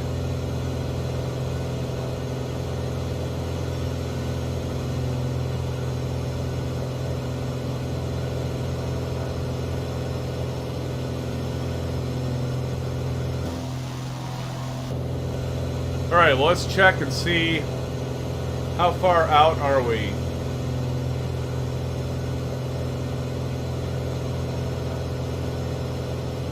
Well, with all of our troubleshooting and things that we ran into, it looks like we still have about 2 hours. Of course, we had the winds, the headwinds and stuff. We had some things we had to troubleshoot, so we're a little bit behind schedule, SimFans, but that's okay. Again, we'll be flying into Norfolk. It is on, by the way, it's on sale right now. VerticalSim, he's done stuff for X-Plane, and now he's doing stuff for Microsoft Flight Simulator. And is it Fly Tampa quality? No. But it's not bad, and for the price, like right now, I bought the Norfolk scenery we'll be flying into tonight. I bought it for, I think it was $7.69 on sale. And if you go to the marketplace, it's also there in Microsoft Flight Simulator, but it's like $12. So do check that out. He's doing an Easter sale, and I think he's got a sale on pretty much all of his airport scenery. So that's where we're going to be flying into tonight, SimFans. So we'll check out the scenery once we land. You know, we'll do some fly around. So not with the aircraft, I'll go to drone mode and we'll fly around the aircraft. I always do that at the end of my videos, or I try to. And so yeah, you can pick it up for $7.69 right now, so not a bad deal at all. All right, SimFans, well, I got to take a little bit of a break. I do appreciate you flying with me. I'll be right back, about 5 minutes. If you haven't already, please smash up the thumbs like button. Let me know that you're enjoying the content. I do appreciate all of you and for you watching and that. Do subscribe if you haven't already. And SimFans, we've got a lot more ahead of us. I expect Frank Rose to jump back on with us. He works the ramp for Air Canada at Toronto. We'll also have Aces down later tonight. Also another real world pilot. And so a lot of good stuff ahead. Stay tuned. Stay with me. I appreciate all of you. I'll be right back momentarily. Give me 5 minutes. And yeah, nature calls. I got to go. Be right back.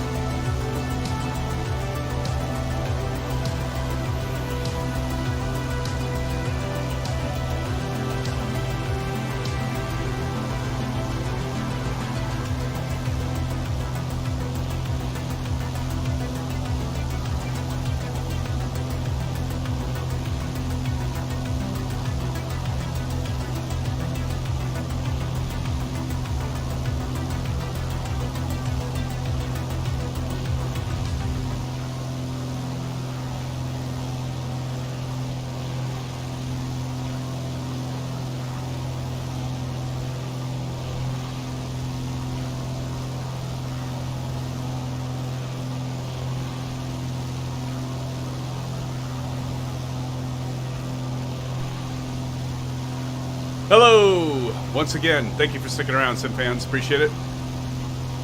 Meryl, I saw your message here in chat. Thank you. I'll try that. So, apparently a double binding, huh? So, yeah, definitely thank you so much, Meryl. I'll definitely give that a try. Thank you, my friend.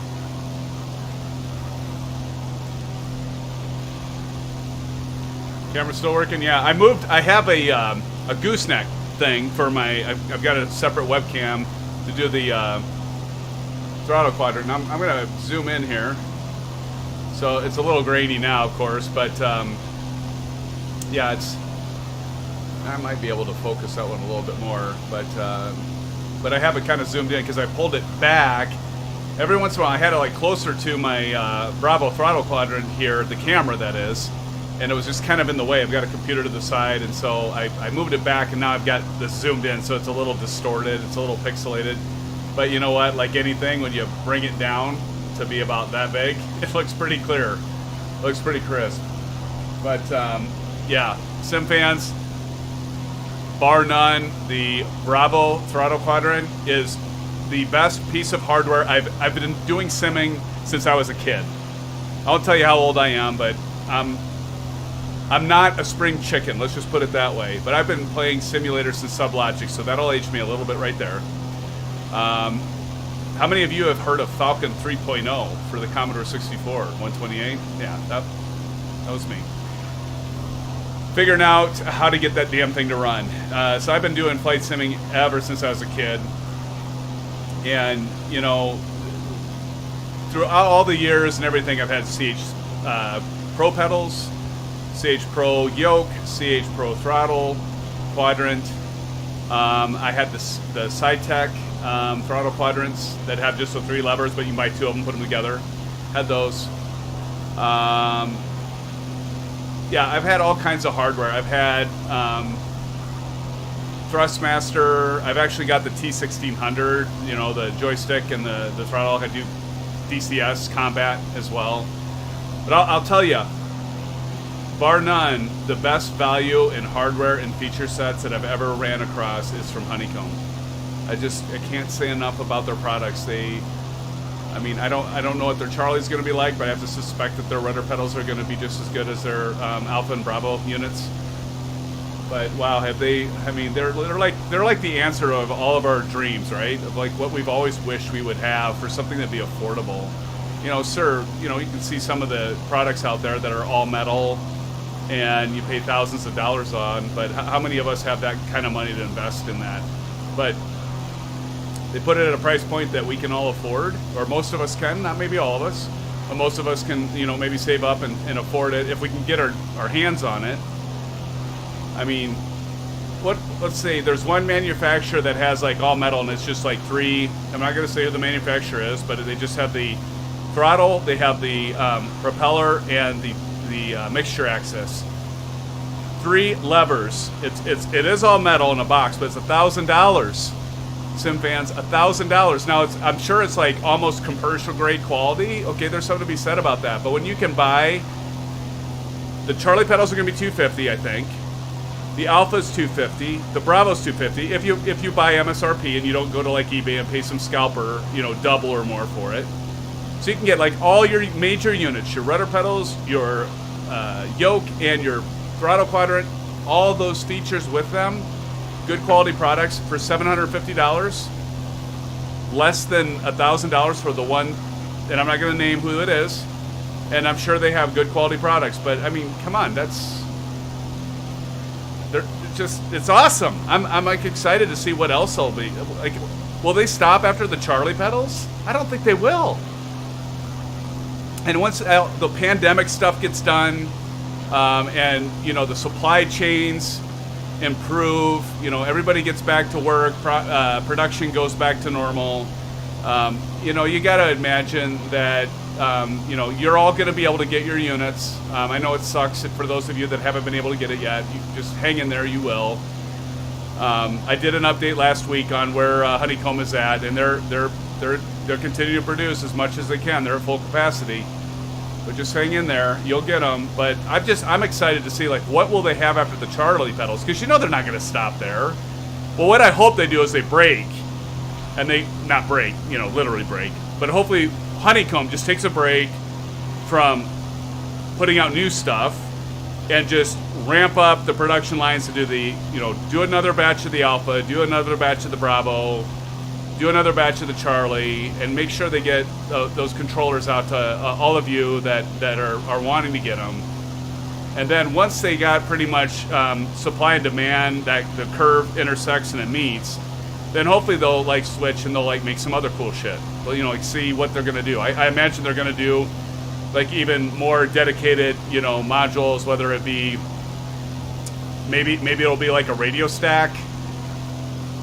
I could see them doing a radio stack. I could see them doing even maybe some FMC stuff. I don't know. The possibilities are limitless as far as I can tell from, they're pilots themselves, they're engineers, and they're simmers. Actually, I think they're simmers first. Some of them are pilots, but pretty exciting stuff. I'm looking forward to what they can do. I mean, if they're already partnering with X-Plane, obviously Microsoft and Asobo, they're going to have units out for the Xbox Series X. I mean, no wonder you can't get them.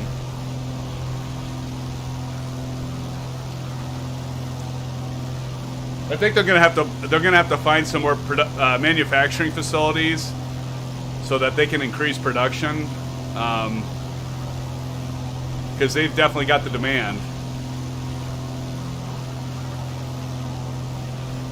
Oh, Recon Delta. Oh yeah, Commodore 64. Bought that when it came out. Did you really? Yeah. $595. Oh man. So it was a Commodore 128, but it was the 64/128, right? So it had the 64 hardware. Did you hear? Have you heard of Falcon 3.0? That was the thing that got me into computing. I'm in IT, and that's the thing that really got me into computing, was trying to figure out how to make that game work. Remember having to like load memory into high mem because conventional memory had to have so much free. I think it was like 640K. 640K had to be available to run the damn game, and I read the manual is as thick as a steak. That's when you would get like actual manuals with the games, and I remember like studying, reading through it, and trying all kinds of stuff. Like, damn it, that didn't work either. And it wouldn't load. It'd give an error. But yeah, it's good stuff.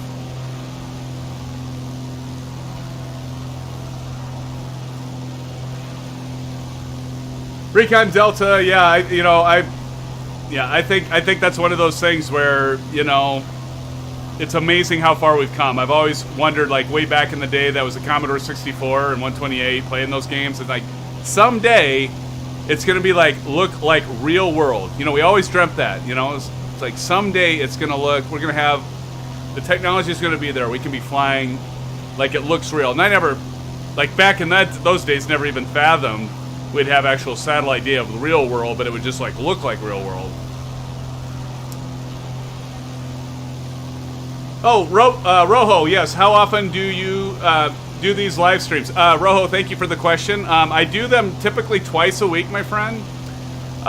Usually, not always, but I try to target Thursday at 8:30 Central Standard Time, flying then, and then every Saturday at 8:30 if I can. And so far, this is probably the 4th weekend in a row I've done it on Saturday, and I've done a couple nights on Thursday at 8:30. So I know many of you probably watch like Captain Canada. If you haven't, check him out. He's great. I support him. I support his channel. I'm usually watching him. He's usually on at 1:30, maybe sometimes at 11:30. But I figured I got a little bit of a niche maybe working on at 8:30, doing kind of a late night stream for flight simming. And some of us that we have families, and after we get done with dinner and kids are in bed, maybe the wife's reading a book or something. I don't know. I'm a night owl, so there's many of us that maybe hang out and rap about planes. Rap, that shows my age too, doesn't it? Thank you for the question, Rojo. Do appreciate that question, my friend. Merrill, an Atari 800. No kidding. I was just telling my son, he was playing Roblox. I was giving him all kinds of shit. I'm like, I've got an Xbox Series X. I'm like, son, you're pushing this console to the limits with this thing, right? I'm like, I'm gonna have to get you back to the Atari 2600 and can run this. Although it wouldn't, right? But still had to kid him. It was fun. Atari 800. Merrill, that is amazing. Recon Delta, you had Falcon 3? Wow. I'm in good company here, friends. I really am. Appreciate you. That's good. That's awesome. That's awesome. I love talking to all you, and like, you know, it's like I'm not the only one that played these simulators. Like way back when. How about Sublogic? Any of you remember Sublogic with the wireframes? Remember like flying from Meigs Field in Chicago when it actually was an airport? That's like the big thing. It's like one of the airports you could take off from, and like your frame rates might have been what SimFans? Maybe 4 or 5 frames per second at best. I mean, it was horrible. But yeah, Falcon 3. Oh my God, I should go and look and see. I mean, somebody's obviously had to post that on YouTube, right? Somebody's got to have Falcon 3 on there. I mean, a lot of times you find that you remember the graphics and stuff being better, and then when you go back to it, have you ever done that? Like, look back at games that you're like, you remember them being like, oh yeah, they're pretty good graphics, and then you go back, you're like, oh my, that's bad. Oh, good stuff. Merrill, you say, here's part of the earlier problem. According to Operations Manual, by modern standards, the auto control 3B IIS is not equipped to control pitch access. Interesting, but you know, the thing that's weird is like, Merrill, you know, it's like after a while, I turn it off, turn it back on. So, I mean, that seems, I don't know, man. That seems odd, but yeah, it could be, maybe. I don't know, man. That's weird. And so, Rojo, you say, I still have my Amiga. Oh my gosh, Amiga. Oh, that is insane. Ace is down in the house. How's it going, buddy? Welcome to the stream. Good to have you, my friend. Got some moderator action. How was the fam? How was the... I won't give too much away. Don't want to ruin your privacy, but I know you had stuff going on, family stuff. So welcome to the channel. Appreciate it, Aces. Glad to have you here, my friend. We've had some really good chat. Hey, Aces, you missed out. Like, Merrill's been trying to help me. Recon Delta. We had some crazy-ass stuff going on with the autopilot tonight. It was pitching, and the rudder was off, and we got it figured out. We got it stabilized. We figured it's something with the autopilot, maybe double mappings and whatnot. As I was mentioning to everybody in chat, you know, I've had the hot fix for Microsoft Flight Simulator. I've had the update for the PIPER Arrow. This is the first time I've flown this aircraft. It's actually fixed a lot of the default alpha flight control switches not working initially. That was one of my beefs with it. Slight beefs, not a big beef, but yeah, we had the plane, didn't we, fans? We had the plane pitch like nosedive down towards the mountains, and just by, you know, having the auto, but we got it stabilized. But yeah, it seems to be all good now. Recon Delta always aimed for the stick building in Chicago. Oh yeah, that's right. It was a stick building. It's like a wireframe stick building. Exactly. Expert Gamer, welcome. Nice to have you. Appreciate you joining us. Welcome to the stream. Expert Gamer says, I want to buy a PC, but I don't know what parts to get because I want the best parts. Well, here's the thing. Are you looking to build, or are you looking to buy pre-built? Expert Gamer, that's the question I have for you, and I have some suggestions based on what your answer is there, my friend. Rojo F-119 Stealth Fighter had a 1 meg expansion cartridge. Really? No kidding. That's pretty insane. How many of you? Here's another one I'm going to throw out. Jane's. How many of you played Jane's? You know, that was the fighter stuff. I remember playing Jane's Apache helicopter simulator, or Jane's F-18. They just had a standard Jane's combat simulator, I think, where that was a lot of fun. You'd like shoot missiles, and you could go to like the ground view of the tank that you were like launching the air-to-ground missile at. AGM was at 80 something, 85, 84, AGM 84, air-to-ground missile 84. Boom. But that was a lot of fun. Oh man, walk down memory lane, Sim fans, I tell ya. Merrill, Dougal, you said the JF Aero only has one-axis autopilot, lateral navigation control only. Interesting. It will hold on altitude but not control pitch. Well, so how is that? I mean, I've done vertical speed, right? So I mean, I've switched vertical speed even during this stream. So you know, maybe it's something where maybe that's it. Maybe there's like a disjoint between the autopilot and Microsoft Flight Simulator where it doesn't actually have it in the system, but maybe there's just something there that's kind of in code-wise it's allowing me to do it, but causes me to have a bunch of problems. I'll remember that. Thank you, Meryl. Maybe that's what caused it. Maybe be, you know, changing the vertical speed and increasing and decreasing. Maybe that threw it way off. Huh. That's good to know. Thank you for posting that, Meryl. Aces down, great time. Oh yeah, good. I'm glad you had a good time, buddy. Good times. Expert Gamer.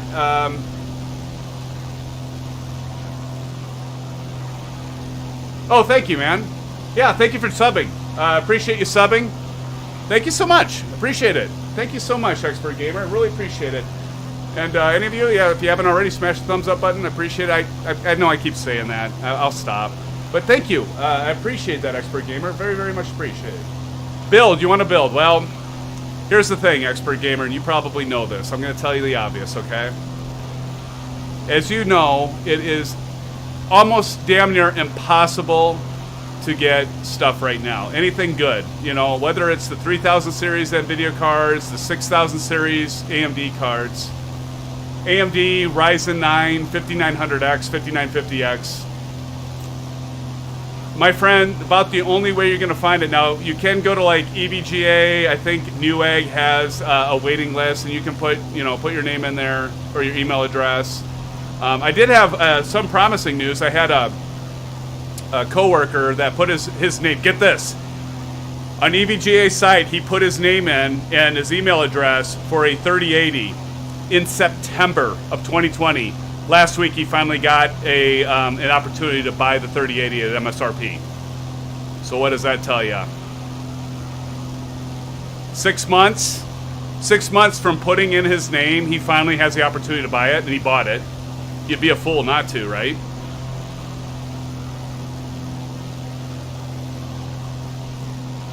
Well, here's the thing, Expert Gamer. I think right now, my recommendation would be to buy pre-built. Buy pre-built if you want to get something. I mean, even if you want to get like the 3060, like probably your best bang for the buck right now. Actually, 3060 is kind of a. They say they have 12 gigs of video memory, and you don't need that. You don't need it. I mean, like right now, as you can see in here. Well, you probably can't see that.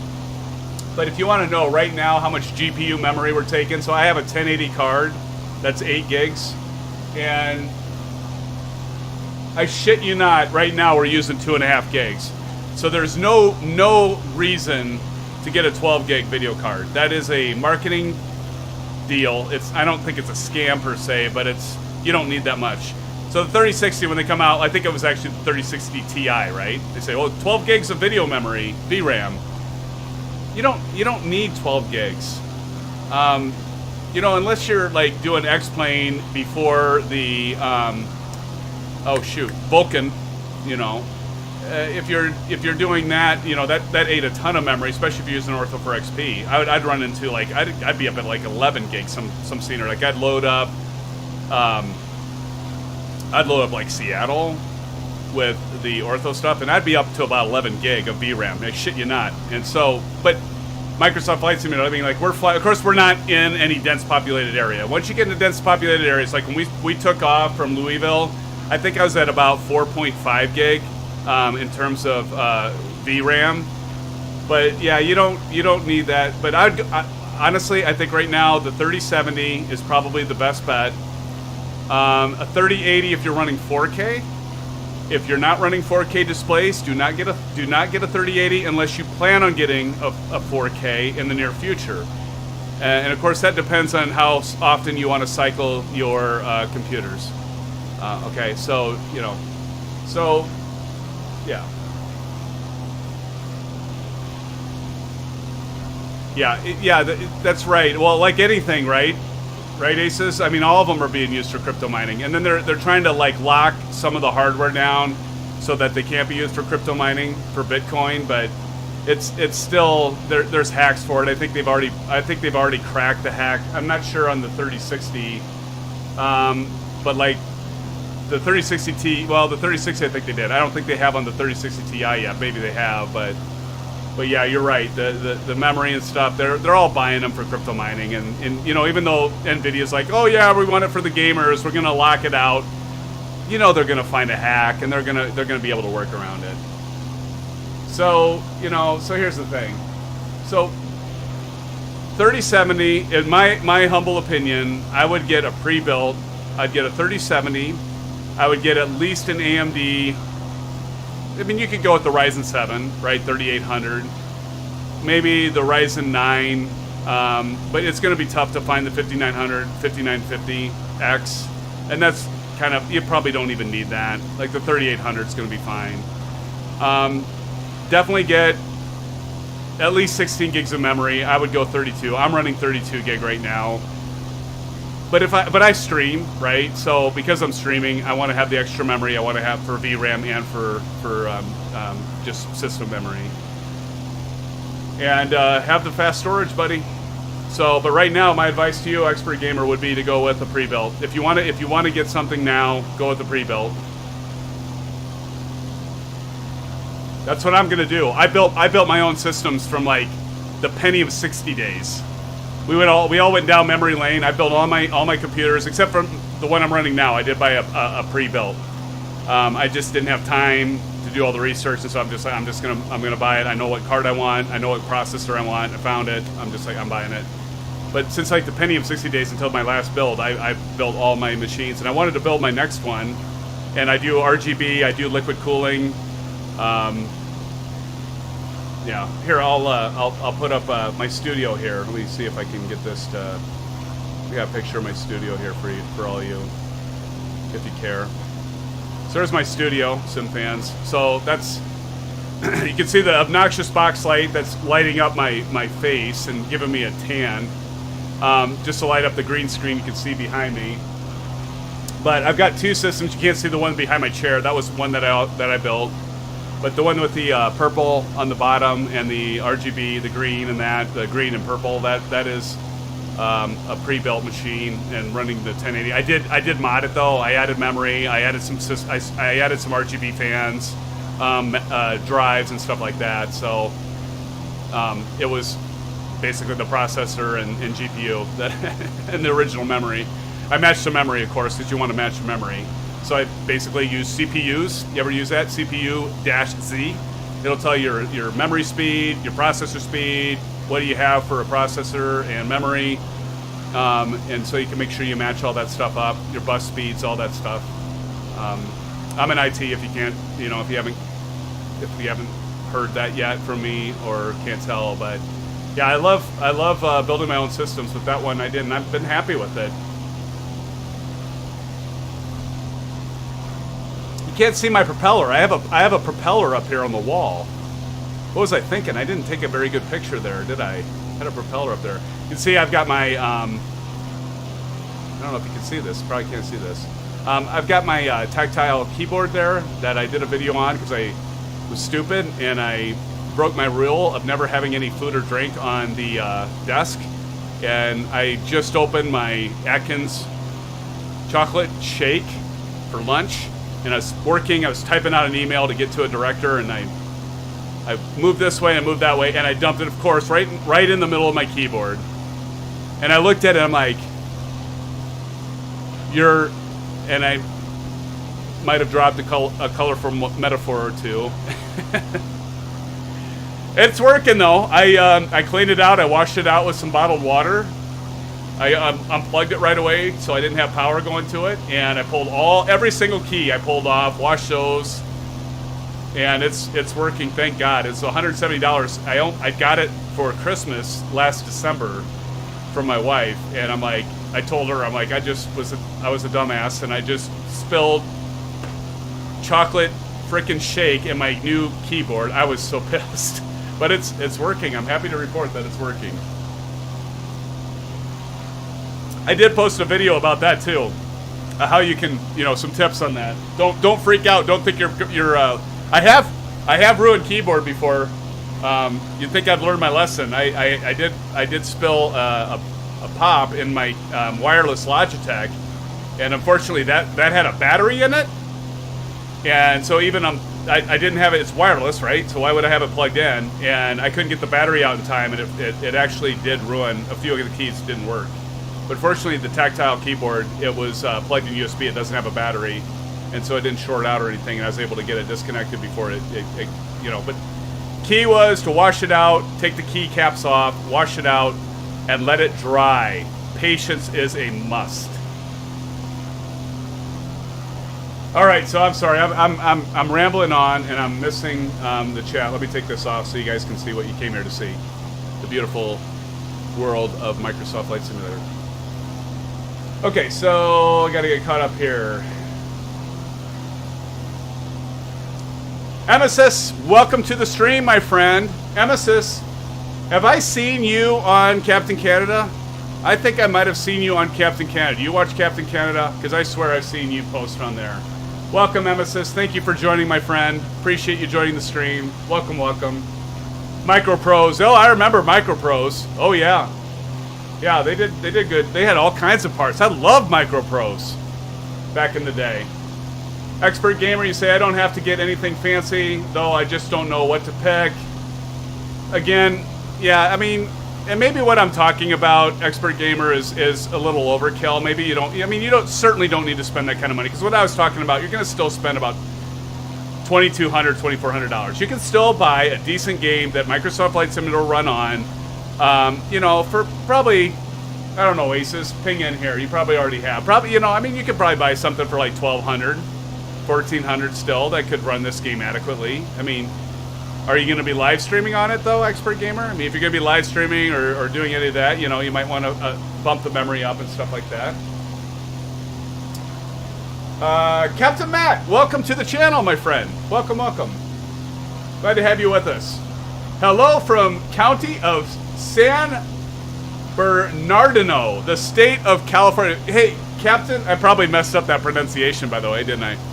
Captain Matt, welcome to the stream. Thank you for joining us. Do appreciate you being here. I fly all the time in California, Captain Matt. Check out some of my posts. I'm always flying. I've got the payware version of Orbix Santa Barbara. I've got the payware version from Latin VFR for San Diego. I've got the payware version for San Jose from Orbix. I'm missing one. Burbank. I've got Burbank as well. K-Bur, right? I've got all those, Captain Matt, and so check out some of my previous streams, if you will. I love California. It's a beautiful state, my friend. Beautiful state. Welcome to the channel. Appreciate you being with us.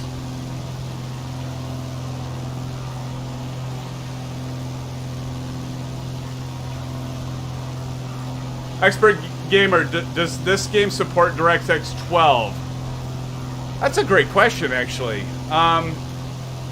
I think they're working on 12. I don't think it yet supports 12. Does anyone else know? I don't think it supports 12 yet.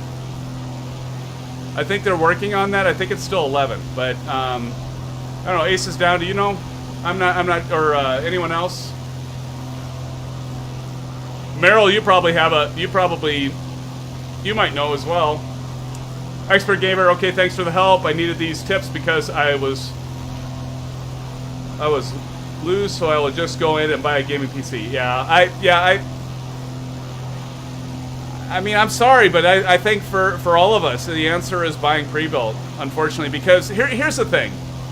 So as many of you know, the manufacturers, from China and from all the other areas of the world that are pushing out these, and the demand is through the roof. Like, you have actual production lines of car manufacturers that are actually stopping because there's not enough chips being made to actually put into these vehicles. So you actually have production runs for vehicles, the automotive industry, that are actually on a halt because they're waiting for the chips. So it's not just a gamer's world anymore, fans. It's everywhere. Frickin' fridge now has chips in it, right? They're ordering your milk in the middle of the night when it runs out. So, you know, so right now it's pre-built, I think, until probably, I mean, honestly, you know, I was thinking like maybe mid-April we'd see improvements. It really isn't looking like that. It's looking like we're going to have to wait probably until next year. Six, you know, at least 6 months is what I'm seeing from reading and from posts and following other channels and stuff. Check out Jay's 2 cents. He's got a lot on this. But yeah, it's pretty discouraging. But you know, as soon as everybody, you know, as soon as the vaccinations worldwide start happening, and the production gets back up to 100%, and things will start moving again. We're going to start seeing the supply chains improve. We're going to start seeing the supply meeting demand, but it's just going to take time. So my advice to all of you, and specifically you expert gamer, is if you want to buy something now, get a pre-built. If you can wait, if you're in a position where your current system is is working all right, wait. Would be my advice. But if you have a system that's kind of getting old, and like mine, I'm still continuing to wait. I'm still waiting for something to like pop up. I missed out on a deal. There was a 5950X that became available with the 3070 card. I don't want a 5950X. I don't want to pay an extra $300 for like minimal performance increases. But I still shot myself in the foot because I was like, damn it, do I buy it? Do I not? Do I not? Do I buy it? Do I not? And I'm like, I know it'll sell out. It actually was in stock for like 3 days. And I'm like, no, because I want my specific case. I want the Corsair 4000 case, which has all the cable management built into it. I want the RGB fans. I want to do the 240 millimeter coolers. The water liquid coolers with the the 2 fans. I want specific memory, and I want a 5900X, and I want a 3070, and I want exactly. So I was like, I'm just gonna forgo it because I could get the same stuff if I just wait. If I buy pre-built, I could just get it if I wait. But I could have had that system like in a couple days, 3 days at most, and I still wonder if I should have pulled the trigger. But yeah, you know, what do you do? I mean, so my advice is wait if you can. If you can't, you're probably gonna have to buy pre-built, unfortunately, unless you're on the waiting list. If you went to EVGA back in like September, I put my request in back in November, and I still haven't heard anything from them. I'm still waiting. So I'm hoping like maybe in a month I'll be able to buy a 3080 or a 3070 card and actually do a build. I'll still have to wait for the processor that I want. But yeah, I mean, it's pre-built right now, or because the OEMs, manufacturers are going to get them first. They're going to get them first. There's going to be like, you know, the Newegg does the kind of the, oh shit, what do they call it? They do some like, not drawing, but you know, it's like an hour, 2 hour window, and they're like, oh, a 3070, here's a 3080, and they might have like maybe 1 or 2. So they get everybody to go to their site to look to buy stuff, and then they have like 1 or 2 to give away. I don't know that for sure. They might have more than that, but it feels like they have 1 or 2. So unless you have your name already in SimFans for a graphics card or a CPU that you want, and you've been waiting for months, and when I say months, I'm saying if you've been waiting for 5 or 6 months, you might be getting close to being able to be offered one up. If you just put your name in last week, forget it. Buy pre-built if you want it now, otherwise just wait.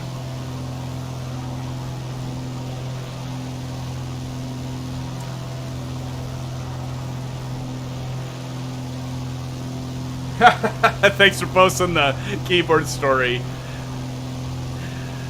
Thanks, Asus. Yep, that is it. I should have cut it. I might have to trim it down. Like, my wife watched it. She's like, people don't want to know, like, the whole story in the background. I'm still fairly new to this. I've only been doing it since the end of December. And so I need to go in and trim it out. So just skip ahead. Because I go through the whole, like, what happened and all that. I got pretty wordy with it. I need to trim it down. But thanks Asus, for posting that for others. That's funny.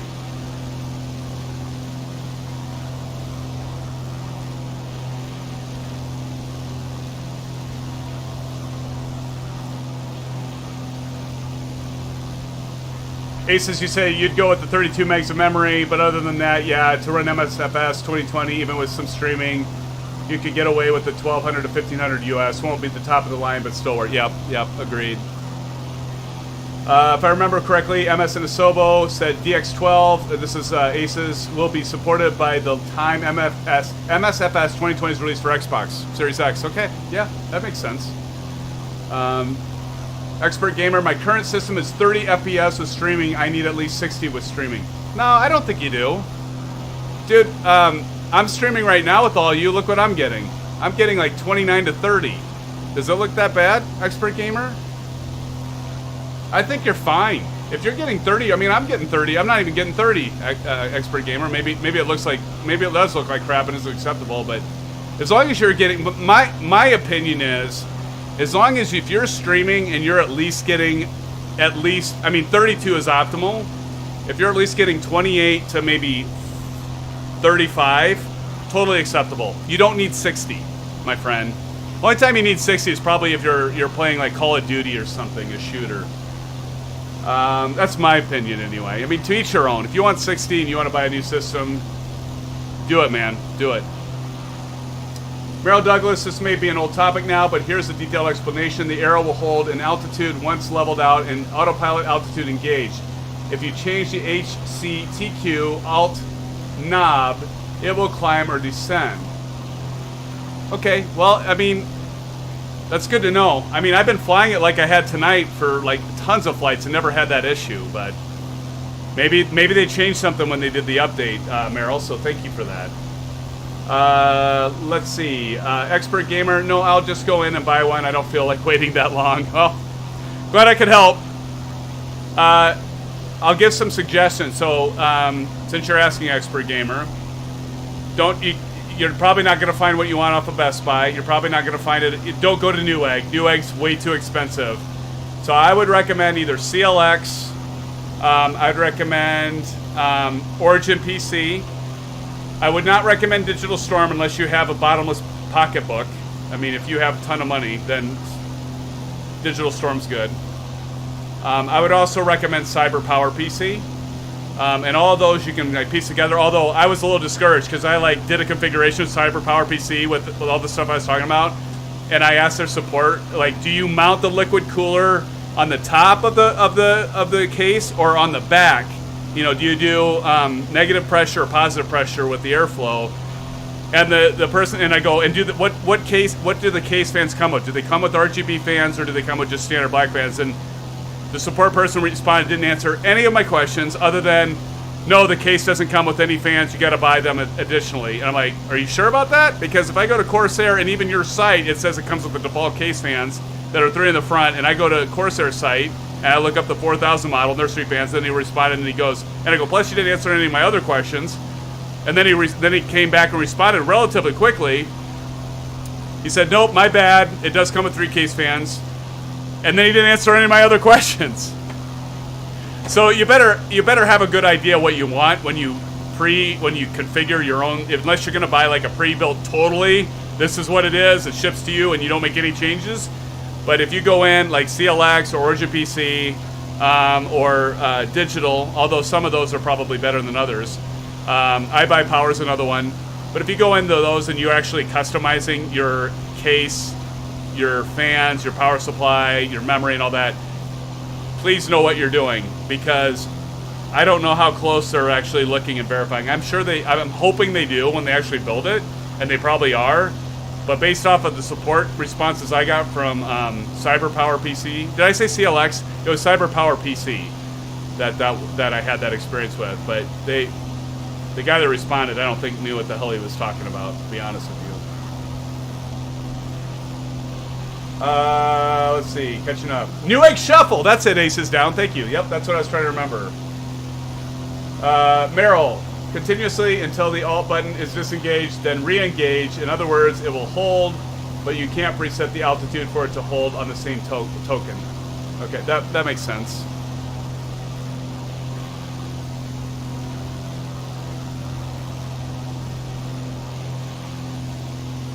Yeah, but you know, okay, so Merrill, you said the aircraft will resume the last set altitude, thus will make drastic maneuver to that pitch unless you deactivate the altitude, and maybe that's what was happening because we were a little higher, but then we were lower than the 7,500 when I originally set it, and it's still pitched down, so that's good to know, though. I think the key point there being, Merrill, is that get your plane level, right, is what you're saying. Get your plane level and steady, then engage your altitude. Which makes sense. I appreciate that, Merrill. Thank you for doing all the research on that and posting here in chat for all of us to see. I do appreciate that. Blue skies to you. Thank you, my friend. Let's see. Expert Gamer. No, it looks smooth. Okay, well, thank you, Expert Gamer. See, I don't... Honestly, I mean, look at... Were we at 24? Or did I see that wrong?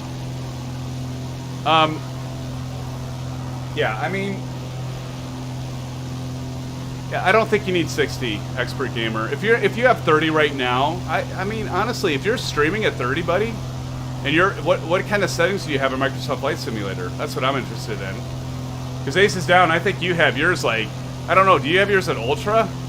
Which that's insane to me. Because I mean, I've got mine at pretty much medium. If you guys can run your Microsoft Flight Simulator at Ultra, more power to you. But that's the other thing to consider, Expert Gamer. Like maybe. Check. I'm sure you did. I mean, I might be stating the obvious, but check your settings. The biggest ones that are going to have an effect, obviously, are your textures. You know, are those at 120? Are they at 80? You might want to set those to 80. Your object detail, maybe set that to 80. Turn off light bloom. You know, all those things. That's something to check. But if you're running at 30 frames already, honestly, I think you can wait, my friend. I think you can wait, and you'll save money. I mean. Prices are going to just keep going up. I told my wife like a month about, it's been 6 weeks ago now. I told her, so I was looking at an HP Omen pre-built with a 3080 GPU, NVIDIA GTX, and I was like, okay, I'm going to get the 38 RTX, I'm sorry, GTX, that's my 1080, RTX, ray tracing. So if you get like, it had the 3080 RTX, it had the, it was an i9-10850K, 32 gigs of memory at 3200. I think it had a 1 terabyte NVMe. I don't remember if it was a Samsung or 850 or what it was. And it was $2,600, $2,699, I think was what it was. And I told my wife, I said, all the indicators, everything I'm researching and I'm looking at, this is just going to keep going up and keep going up and keep going up. I think now it's like $1,000 more than it was 6 weeks ago. So like, I'm like, screw it. There's no way I'm spending $3,700 on something like that. I mean, I can wait.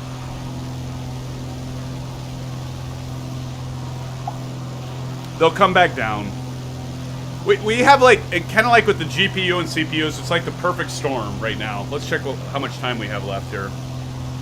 We haven't gone into the aircraft for a while. A little over an hour, SimFans. So yeah, so you know, we have like the perfect storm for processors in the manufacturing and even the raw resources for them. You got the pandemic going on right now. You've got a lot of people at home that, you know, it's like, yeah, they might be working from home, but you have a lot of people at home that are wanting to buy stuff because what else are you going to do while you're sitting at home other than work remote? But you want a better computer. You have people that need to work from home and need to buy computers. So you have, you know, and it's not just they need 3080 processors, right? But they need the same materials, raw materials for those computers they're buying up. So the demand's gone way up. So you got the perfect storm of the pandemic. Then you have, you know, Microsoft Flight Simulator, and you have people wanting entertainment, so they want the better systems. You got the Xbox Series X's that have come out, and they're trying to meet demand. You got the PS5s that have come out, and they're trying to meet demand. And on top of all of this stuff that's going on, you have all the car manufacturers that need the stuff. Everything's like, look at all the stuff now that's plugged into the internet and all has chips in them. All those raw materials, and a lot of those come out of the same manufacturing companies that are exporting those. They're all coming out of those, and so it's like the perfect storm right now. And then on top of it, because of the pandemic, you have less people that are in these manufacturing or even the raw materials, gathering raw materials to get them to the manufacturing plants, to get all this stuff created and put together to sell and to get out there to all of us. So you could, and then on top, one last thing, you've got all the frickin' Bitcoin crap that's going out blasting through the roof of kind of the paid dividends. You've got people in China and US all over the place that are buying graphics card after graphics card that's just sitting there just mining this stuff to make money. And as you know, if you can make money off something, you're going to buy it. So it's no longer us gamers. It's not just the gamers are the ones wanting this stuff.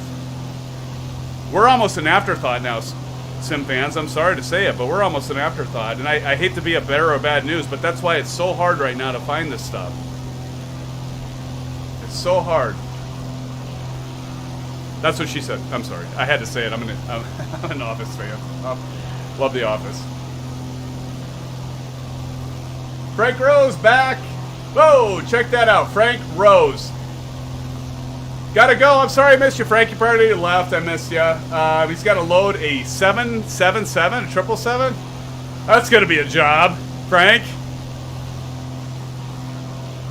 Money's back in the house. Hey, what's up, dude? Money says, how you doing, Money? Cheers, my friend. Welcome back to the channel. Good to have you with us. Hello, hello. Good to see you, Money.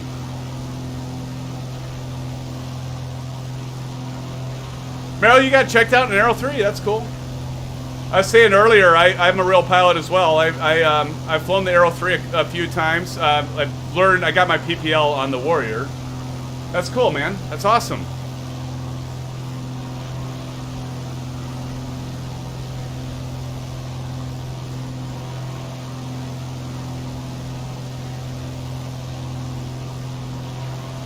So Ace says, yeah, you've got 32 gigs of memory, 1 terabyte hard disk drive, Zotac GTX 980 with 4 gigs. You see, Ace says, you have 4 gig. You have like half the memory I have, and you're doing stuff. I mean, you have some things to work out, I know, with the streaming and stuff. But I mean, so yeah, again, I think Extreme Gamer. I mean, if you're getting 30, my friend, again, I think you're good. And yeah, Ace says you have a Xeon processor. So I assume Ace says you have the error checking RAM memory because you have the Xeon. Aces is also an IT, so he knows what I'm talking about. Meryl, you say 30 frames per second in MS 2020 is sufficient for buttery smooth graphics. If you have settings set optimally, as many YouTubers have documented, it's not a fast-paced shooter, and with G-Sync 30 frames per second limited the game. Absolutely. And by the way, I do have a 34-inch. See, that's the other thing. I didn't ask that. That's a good point to make, Meryl. If you're still on here, Expert Gamer, are you running 1080? Are you running 1920 by 1080, or are you running higher resolution? See, I'm running 3440 by 1440, so essentially 2K, and I'm getting around the 30-32 mark streaming. So that's the other thing. If you're running only at 1080, you don't need as much memory, obviously, either. So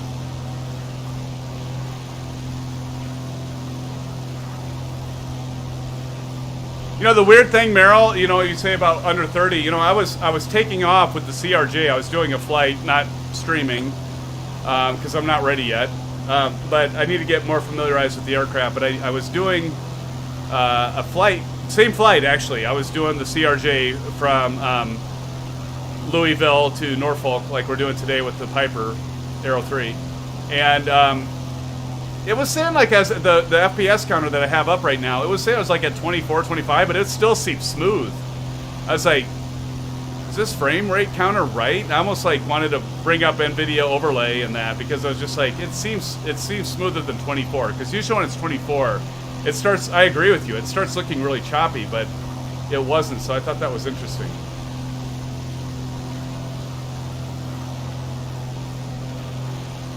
Agreed. Meryl, did you catch me saying that? Earlier on, I don't think you were on yet, Meryl, but I was saying, you know, to get the PIPER Aero 3 that we're flying tonight, SimFans, you need to go to Just Flight site to get it. I don't think it's available on Marketplace, and do not mistake the Caronato version. I think Caronato strategically did this because they released the PIPER Aero, their version, like within days before Just Flight released theirs. Furthermore, Coronado put it in the marketplace. And I think that might have, I mean, I almost thought it was the Just Flight version at first. I was like, oh, wow, I need to tell all my followers that it's out now and it's available in the marketplace. And I like looked, I'm like, wait a minute, that's not Just Flight, that's Coronado. And I kind of thought that was, I think that was a little iffy on Coronado's part. I think that was kind of, that's a little low, I think, if you ask me.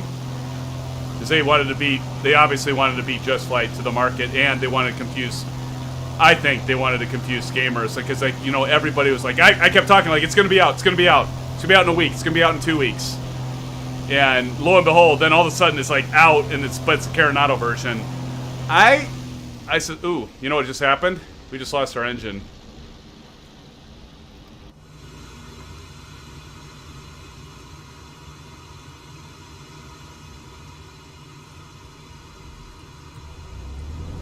Because we're out of gas.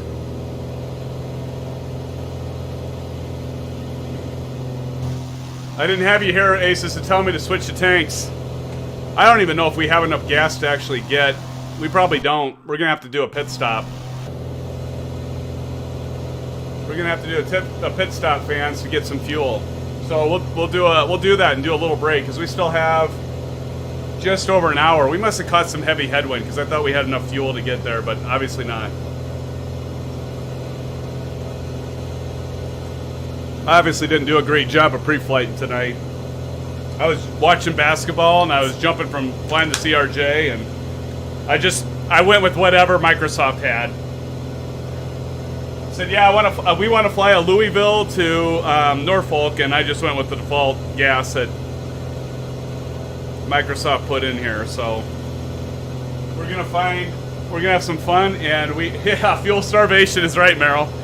So we're gonna find a airport around here that we can land at. How about KBKT? We're not too far from Norfolk, but I don't think we're gonna make it on this. What do you think?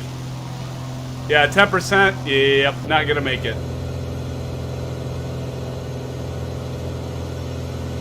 So let's see. Oh, that's all right. We'll land at another airport on our way, and we'll fuel up, and we'll take a bathroom break, and we'll take off, and we'll fly the rest of the route.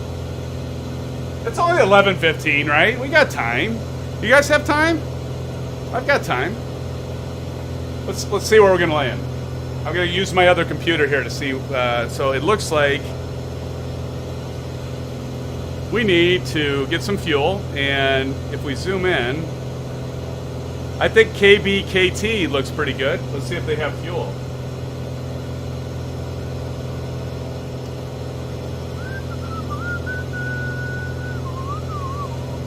KB, let's see here. KB, what did I say? KBKT? That's not enough. Yeah, it is.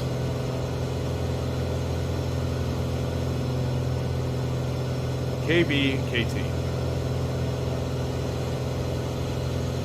My memory has a half-life of like 30 seconds. Alright. Especially when I'm drinking craft beer. So should have fuel.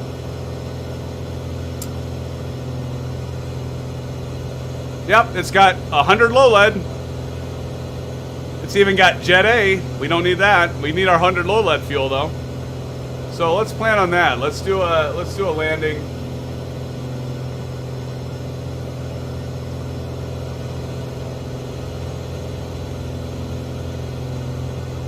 Oh, thank you, Aces, Captain Matt. Thank you, man. I appreciate you subscribing. Blue skies, appreciate it, buddy. Thank you so much. And yes, please do if all of you would do a thumbs up, let me know you're enjoying the stream. I'd really appreciate it very much. Subscribe if you haven't already. But yeah, Captain Matt, thank you so much. Appreciate you subscribing, my friend. Thank you. Captain Matt says, do you have any questions for me? Oh, I probably have a lot of questions. My first question for you, Captain Matt, if you're from the California area, Escondido, are you a Stone fan? Stone Brewery. I've been there a couple times. San Diego area, of course. Sorry, it's not a aviation-related question, but, you know, you're from the area. It's the first thing that came to my mind. Okay, SimFans. KBKT. KBKT. All right, so I'm gonna make an attempt to program this a direct.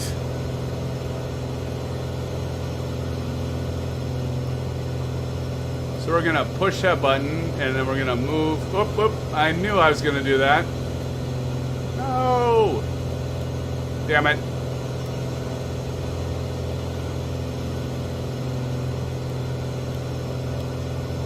Clear.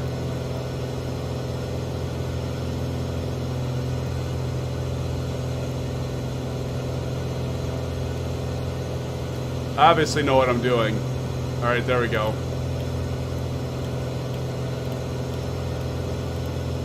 KBKT.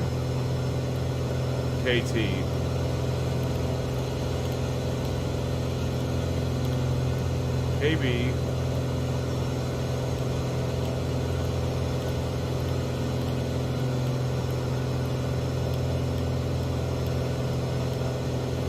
Oops, one more letter, Darren. KT. Is that right? Perkinson. Hold on. Yep, that's right. Enter, enter. There we go. And, you know what I forgot to check? 17 minutes. We should make it that, right? 17 minutes? Oh, yeah, we'll make that. No problem! SimFans, we're good. No worries. We'll make it.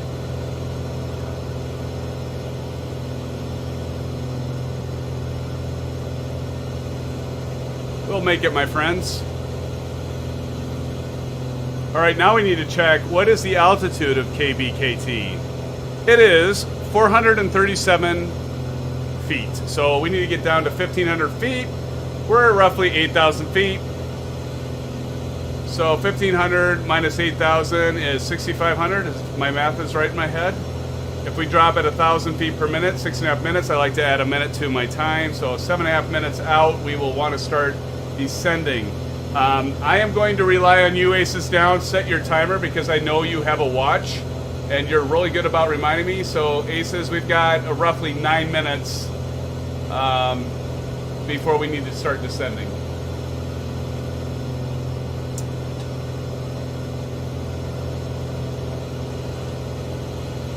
Oh, okay, that's fair, Captain Matt. Hey, appreciate you coming and joining the channel. Certainly don't want to plug any kind of things that you shouldn't be doing, Captain Matt. So appreciate that. Questions for you. Okay, I've got a question for you, Captain Matt. So, do you have X-Plane 11? And what are your thoughts on Microsoft 2020 versus X-Plane 11 flight model? How about that for a question?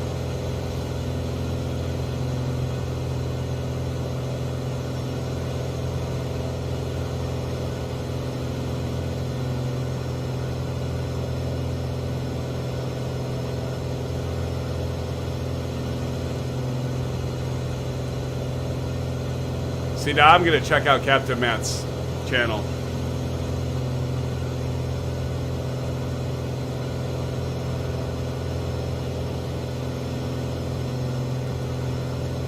And I do like the American as well.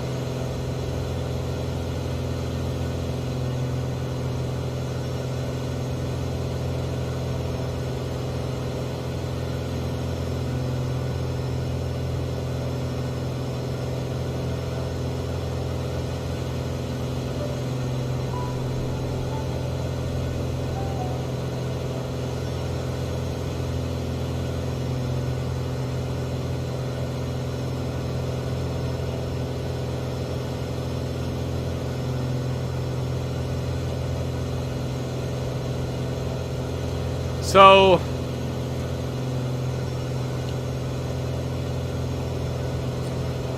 Oh shoot, we better figure out what runway we need to land on, SimFans. So I'm going to share my Chrome browser with all of you. And you should definitely, if you haven't already, you should check out airnav.com. Risky R, hi, how are you doing? Welcome to the stream. Thank you for joining us tonight. We're having a great flight. We're well, we had some turbulent times. We did some troubleshooting with the autopilot that went kind of crazy on us, but we're alive and we're okay. We did some dives towards the mountains, but we lived. Risky R, appreciate you joining the stream. Thank you. Welcome, welcome. So airnav.com. So you definitely need to check out airnav.com because it is free and it's a great utility. So we're looking for SimFans. We can land on any of these runways. So let's download the PDF. So let's see, what is our heading right now? We are heading roughly 130. So, well, all these are closed, right? These X's mean don't land on them. Well, that's not really a... we kind of have a 90-degree crosswind component either way.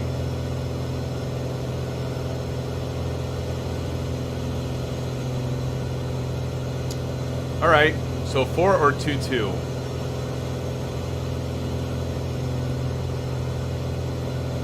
We'll land on 4. So I'm gonna turn this. God, you can't even see it. There we go. So I'm gonna turn this dial to runway 4. Right. So that should be about right. So I like to do that, SimFan, so we kind of have a directional, so we can enter the left downwind for runway 4 when we need to get our fuel before we, because we're running pretty low on fuel right now. As you can see, we have 7%. So, and I think we would have had enough fuel, but with all the rigmarole of troubleshooting this aircraft, that Merrill, I don't think he's on with us anymore, but there's a few people that were on there that were trying to help. Who was it? I gotta do a call out to him because I'm all about including all of you that chat. If you chat, I'm gonna try to read your message out loud. Recon Delta. That's right, Recon Delta. He's been on here a few times. Recon, I don't know if you're on here anymore, buddy, but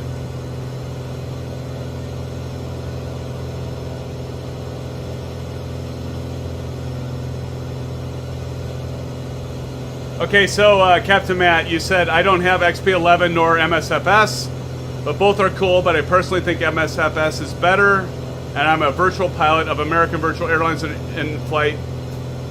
Infinite Flight.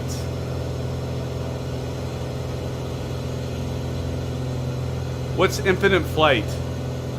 I've heard of it.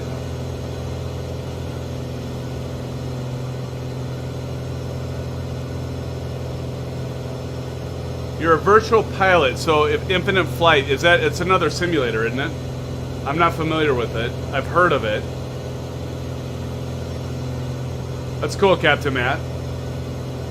You know, I did do virtual airlines. I did American Virtual Airlines for a while. Back in the day with X-Plane 11 and VATSIM. That's it, VATSIM. Oh, Recon Delta. All right, man. I'm glad you're with us, buddy. Recon Delta says, still hanging. Appreciate you, buddy. Appreciate all of you. Thank you so much, every one of you. I appreciate all of you for joining. This makes it fun. I mean, this is what it's about, community. We're all obviously Flight Sim fans, and that's why I did this channel. I know there's a lot of channels out there that you all can go to, and I really appreciate you joining us tonight. And I say us because there's regular regular followers that have been on my streams, and appreciate all of you. Special forces. See, that's why I need Aces down, because he remembers all that. My memory, like I said, my memory is... it's not the best. Oh, sorry, I didn't turn off the, oh shit, we just ran out of fuel, fans. This might be interesting. Okay, so let's figure out a place to land. Alright, we're going to turn off the autopilot. We are out of fuel, and we are not going to make it to our destination. Well, I didn't plan this. Let's see if we can't get this landed. There's a flat area there. What do we got? This is a first, SimFans. Never had this happen. Well, this is fun. What's that right down there? Usually you want to trim for best rate of glide, right? Important thing is don't panic. We're okay. We've got some altitude to work with. I'm going to turn this off. Jeez, we can't even... I mean, we're not even going to make it close to that. I have a feeling I'm going to have to restart this, SimFans. Oscar! Welcome, welcome. Well, Oscar, we just ran out of fuel, and we're going to be doing an emergency landing, and so I'm just, like, trying to find out where would be a good place to land.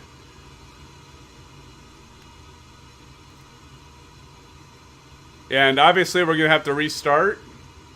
We had some issues earlier. We were trying to troubleshoot. But this is going to be a little good exercise, I think. I can't believe there's not an airport around here.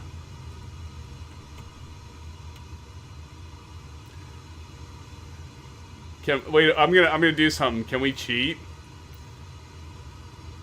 Look at that! There's 12% fuel! What's this bullshit? We have 12% fuel. We should be able to make it. So do you guys want me to try to do an emergency landing, like if this was the real deal? Or do you want me to just, like, cheat it and add fuel? I mean, I don't care. I'll try to get us to land, but...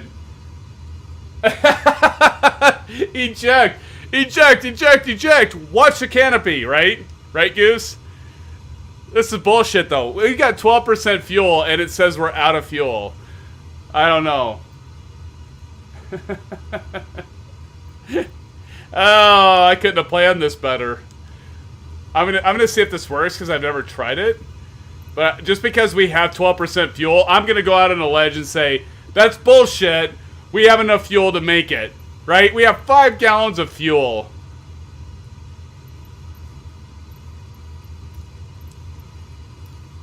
Maybe it won't let me do it.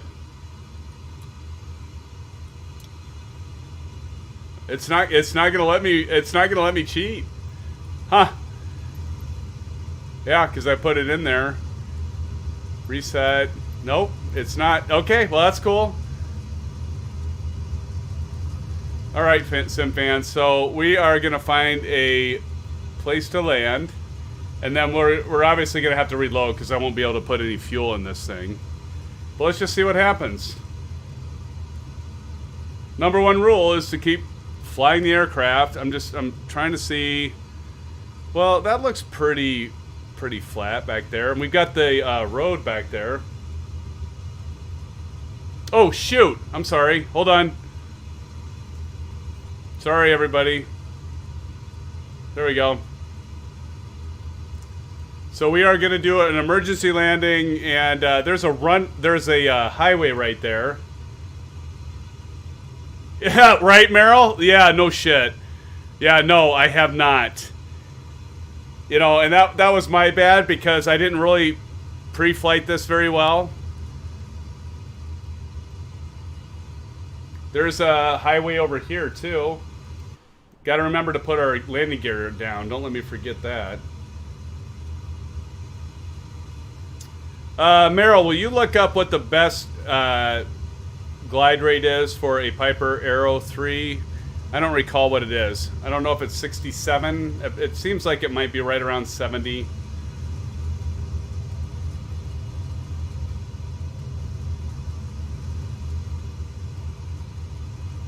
This is kind of fun, though. You don't see this every day on the stream, do you, SimFans? We're getting pretty low, and there's a lot of trees. So I think I'm going to make my way... I just don't think I'm... Here, I think we're going to do this.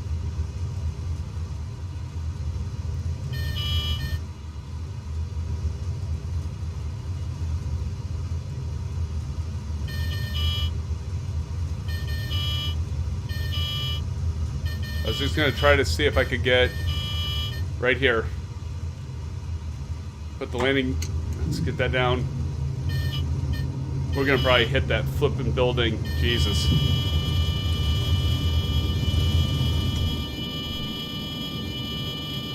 Oh, God.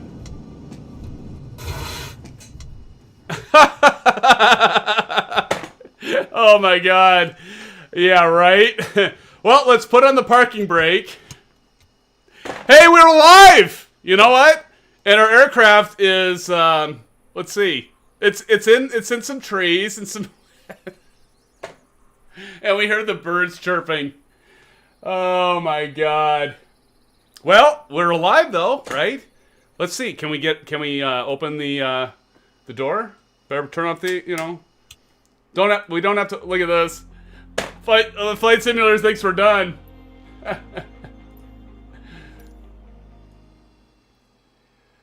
Oh, shoot. Okay. Well, we're okay though. Look, we're alive. We can get out of the aircraft. We'll open the door. And there's a taxi. Taxi! Taxi! Wait, taxi! Oh, shoot. Oh, that's good stuff. That's a first for me. So, oh, there he comes back. He's coming back to get us. He's coming back to get us, fans. Oh, well, that's too much fun. All right. Well, I'll tell you what. So what we'll do, SimFans, is, hey, you know what? The important thing is, like the old saying goes, if you land and you walk away and don't damage the aircraft, although you could probably say that the aircraft is probably damaged because we're like, we're like, I didn't hit anything, though. Look, I didn't hit a tree. Look at that. Look at. God, give me some credit. Look at that. I mean, I came close. There's a trunk right there. And there's a... Look, I didn't even hit the stabilator, fans. Look, the trunk right there. We have a perfectly running airplane. I didn't damage the airplane. We walked away. Consider it a good landing. It's going to help my ego, right? That's awesome. Oh, shit. Oh, we almost died, but we survived. We landed, and we're okay. Meryl, request catering and a fuel truck, right? Oh, good stuff, my friends. Good stuff. That's too good.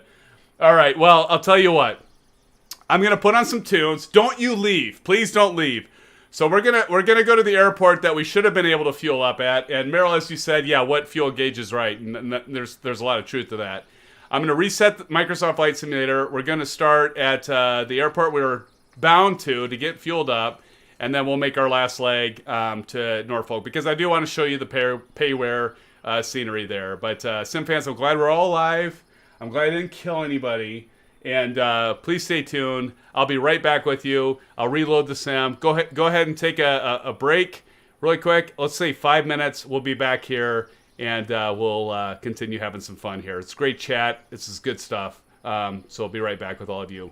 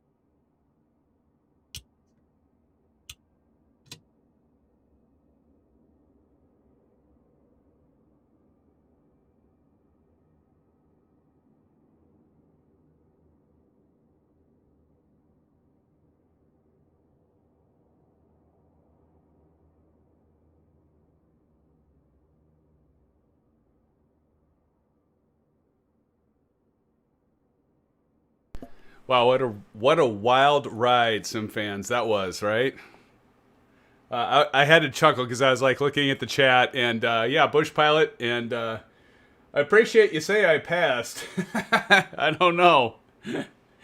That's good stuff, though. I couldn't have planned that better. I honestly did not mean to run out of fuel, obviously, but I'm just glad we all survived and we got our aircraft towed, and we're ready to take off and finish our flight here, SimFans. So appreciate you sticking around for this last leg. It'll be about 35 minutes, and it's 11:47. So yeah, we'll be good.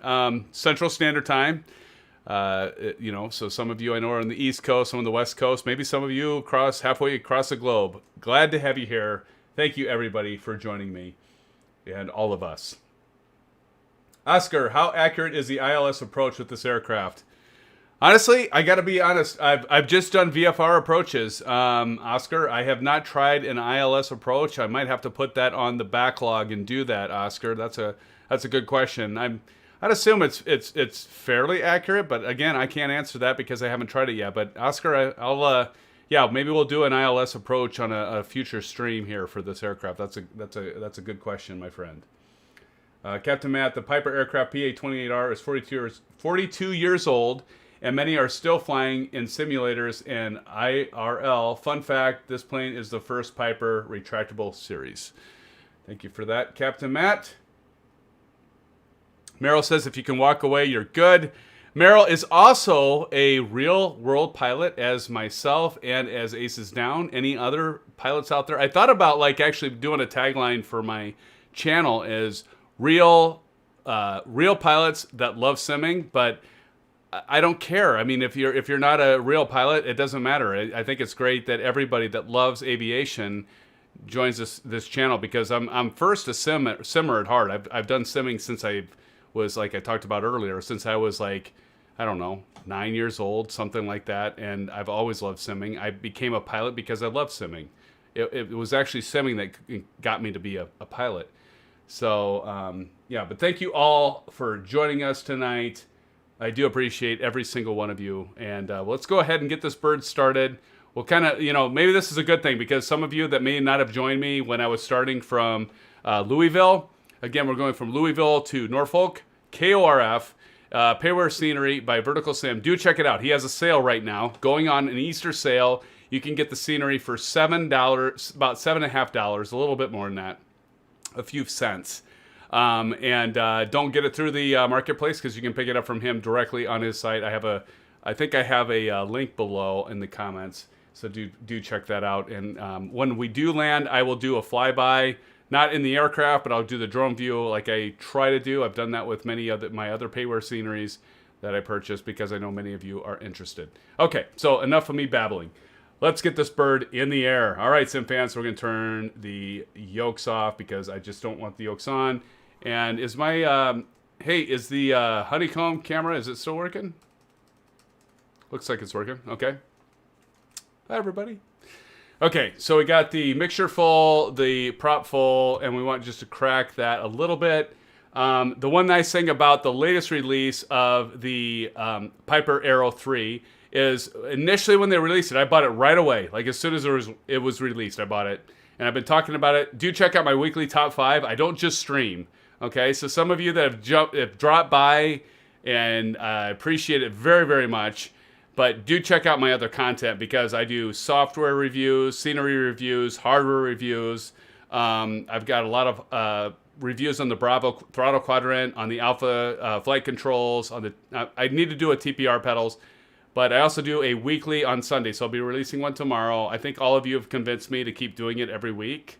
I was thinking about just scrapping it, but I don't know what happened. I said last week, I think I'm going to either stop or I'm going to do it once a month.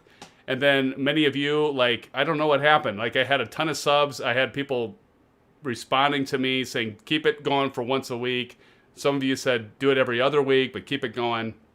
So I know it takes time, but I enjoy providing that, hopefully, value to all of you. So I'm going to continue to do it. So look for that tomorrow.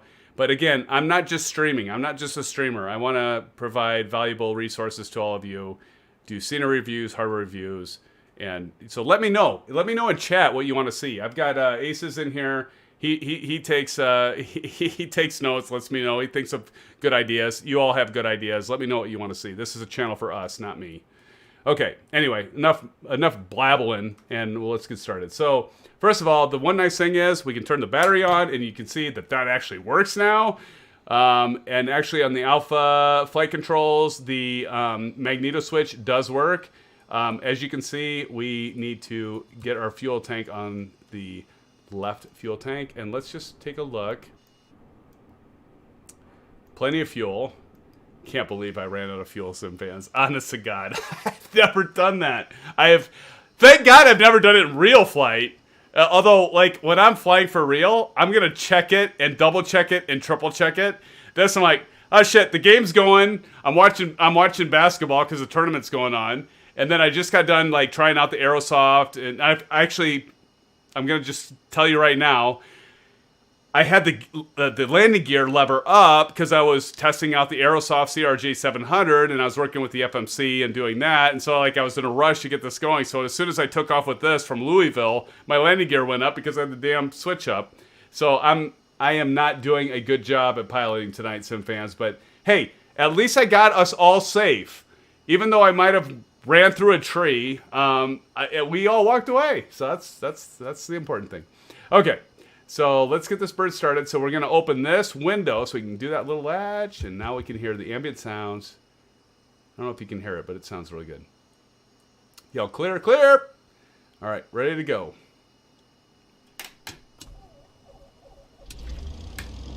So we got it started. All good to go. I'm going to turn on my nav lights. I'm going to turn on our taxi lights. Beacon. I should have had the beacon on, by the way, before I lit those up, but that's okay. All right, let's take a look outside.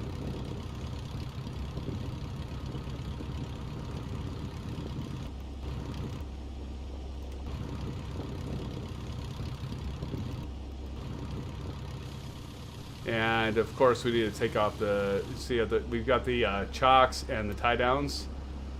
So we'll turn those off. Now we don't have them on there.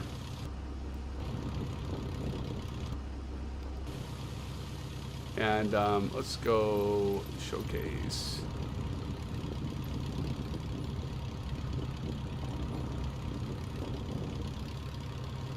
So we're gonna go up, up, up. Been away. So we can see where we need to go here. So I'm not taking the time to look at the chart.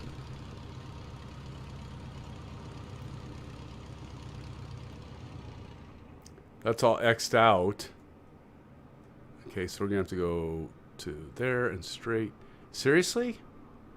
We're gonna have to go on this little like shitty taxiway to get off of was that runway 4? Yeah, runway 4. No shit. All right, well, I guess. So SimFans, we're gonna have to do an about face to the left down that taxiway, and then down, straight down, and then we'll take off. Okay, so we know where we're going. Some of you that have like watched my channel, and I've got a utility in X-Plane called ABS, and it's a great utility because you can like do pre-flight, and it's just awesome. Okay, I'm gonna turn off the parking brake, and of course it's not gonna work because it never does at first. So I gotta do that, and now we're gonna start coasting, and we're gonna turn on our track IR because track IR is awesome. By the way, if you don't have track IR, SimFans, what are you waiting for? Go get it. Buy it now. I mean it. Buy it now because it is amazing.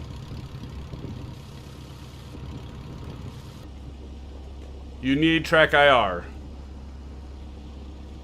And I promise you, I'm telling you this right now, SimFans, you will not regret buying track IR because like look at this. I can look all around my aircraft. I can use my head as a joystick, and it is amazing stuff.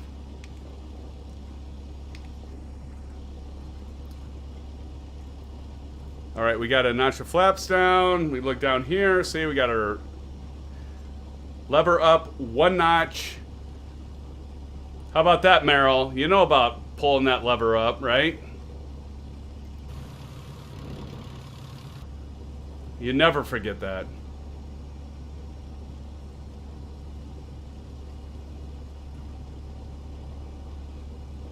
All right, SimFans, we're about ready to get rolling here. Before we take off, though, I'm going to set our desired track in our GPS. I'm going to take out some of that throttle again. God, you got to love this thing, right? And I'm not trying to rub it into any of you that are still waiting to get yours, but the Bravo Throttle Quadrant will be available. Ace is down. Did you get yours yet? I know it's like any day now, right? Track IR, I recommend Recon Delta. I recommend the latest. I think it's 5. I've got Track IR 4. But yeah, I definitely recommend the latest Track IR, and definitely do the Pro version that has the little clip, as you can see here. Recon Delta, I've got this little connector here to my headset. Do go with this. You know, the cheesy ass thing that has the you wear a baseball cap and you have the thing like little reflectors off of the front of it. Don't do that, because the one thing that's bad about this, I will say, that's kind of a pain in the ass, to be honest, is I have to have a wire that routes to my USB port to power the 3 lights on this thing. And so there's a little camera / receiver. And so when you rotate your head, it basically calculates where you're looking around in the aircraft. And, but yeah, I definitely recommend the Track IR version 5. I might go ahead and put that in a link. Ace is down. Why don't you put the link to that, if you would, in chat? But yeah, I definitely recommend the Track. I think it's called Natural Point. Natural Point is the place you can get it. And like anything, they're like sold out too. Yeah, Ace is down, says you're rubbing it in, still not stripped. Oh, still not shipped. Stripped? Not sure what I'm thinking about, guys. Ignore that last comment. But no, anyway, yeah, still not shipped? That's crazy. Yeah, well, see, I think they're trying to ship directly out of Hong Kong. Aces. I think they're trying to ship directly out of Hong Kong. I don't know. Okay, so SimFans, here we go. We're going to take off, but first of all, we need to set our desired track, our course, and we need to set this from V-localize. So that's localizer. Hit CDI. So if you ever wonder, SimFans, like you're like, why the hell is my aircraft not following the GPS? Because I start my aircraft at this airport, I put the destination at this airport, and it doesn't fly it. Make sure you hit that CDI. It's as simple as that, friends. Just hit that CDI button, and you're going to fly it. Okay, and then we also need to look at our desired track. That's what DTK stands for, desired track, and that says 107. So that's degrees. So let's see if this works. So we're going to go in here, and we're going to set our Honeycomb Bravo Throttle Quadrant to 107. And that's a little bit long, so I'm going to go to, sometimes with these you have to just go a little bit beyond, because then you can click and hold and then get it right. 111. Oh shit, I hit the wrong one. So that's 90, 110. What did I say? 107? 107. So we got to be between, so there's 90, 100, so 107 is going to be about right there, okay? So we'll just go with that. Okay, it's good enough for government work. All right, SimFans, so here we go. We'll get our landing light on. We'll get our strobe light on. The hell are we looking at? What's going on? Let's try that. What is... I don't know. Okay, well, forget it. All right, here we go. There we are. So our strobe lights are going. Okay, we're good to go. All right, SimFans, let's go. Turn the parking brake off. Before Ace is down and yells at me for leaving that little window open, we'll close that. We'll close that, latch it, and here we go. SimFans. Full prop, full mixture, and...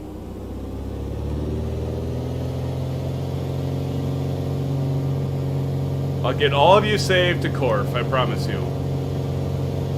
60 knots, we're gonna do rotate, rotating, look at the Bravo, Honeycomb, Bravo, cam, we're gonna do the up, watch this, indicators, they're red, and they go up at different times, look at that, isn't that cool? And that's not always the same. Sometimes it's the left gear and the right and then the front, sometimes it's the front and the left and the right, kinda cool.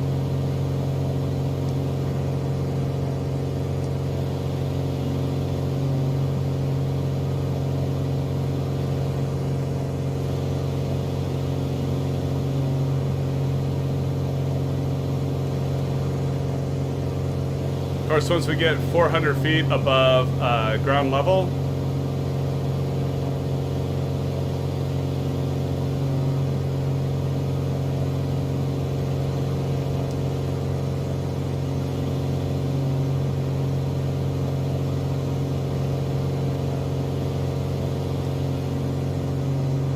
alright, we can put up that notch of flaps. You see it goes up, trim it out a little bit.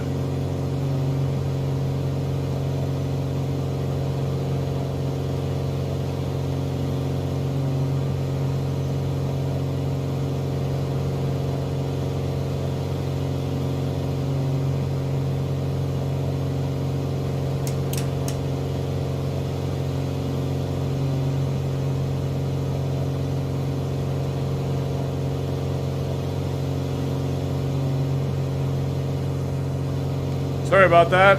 Don't want to get you drunk.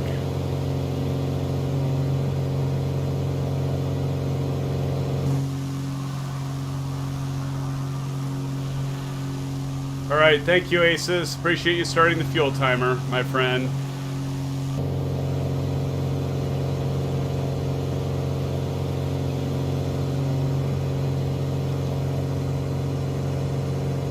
Look at that old runway.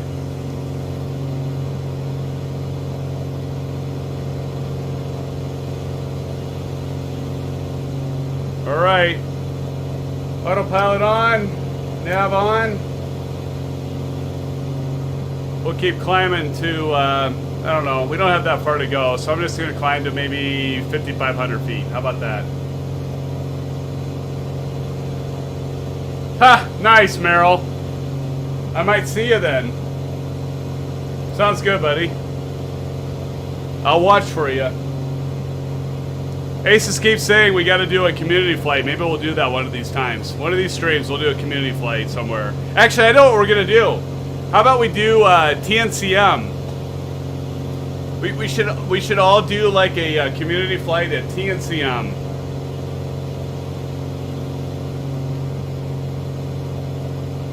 St. Martin. How about that? Merrill, would you be up for that? I know Aces would. I'm pretty sure Recon Delta, that's like just hanging out, I'm sure he would be up for that. Gear up, yes, Recon Delta.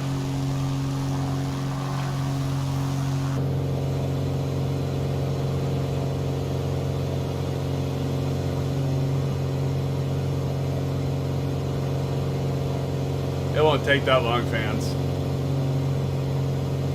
I'm at 4,000, climbing to 5,500. All right, buddy. I'll climb to 15. I'll climb to 5,500 as well.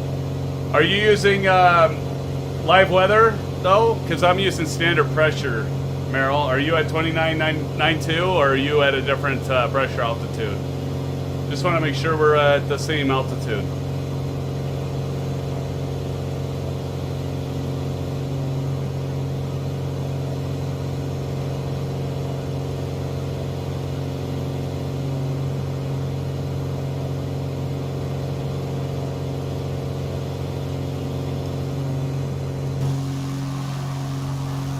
Merrill, are you flying the Piper Aero 3 as well? I think you are, aren't you? All right, altitude.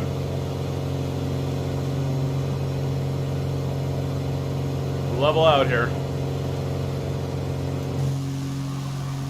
I'm gonna pull the RPMs out.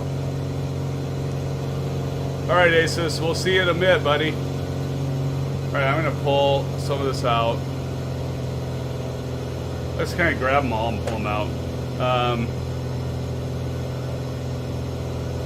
I probably was burning too much fuel, actually. I didn't have my mixture out far enough, and that's probably why we ran out of gas. I was not leaning it enough, which is probably why we ran out of fuel, to be honest. My bad. Merrill says clear skies 2992. Perfect, buddy. We'll we're gonna be together then. I want to make sure I wasn't gonna be high or low.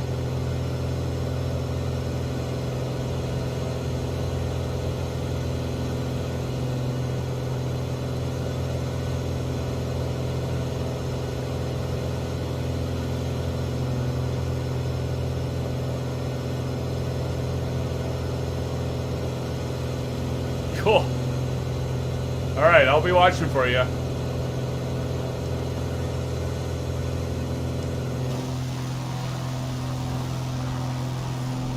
Maybe we can do a formation landing here, Merrill. Sounds good. Let me look at the map. Might be able to see you.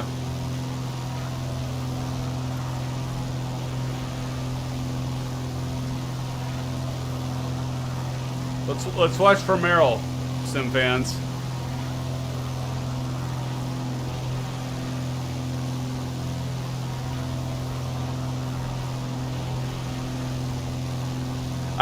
You know what? I'm doing just a straight direct flight, Merrill, so I don't have any waypoints to know exactly where I'm at, buddy.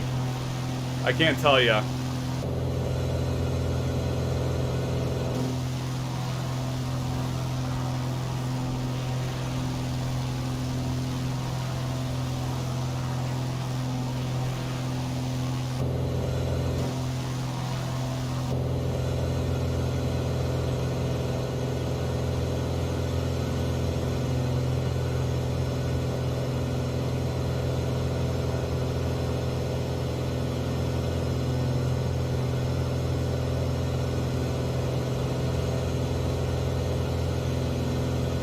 Why is my frame rate so bad though? Like again, they're like down to like 20 some. That's pathetic.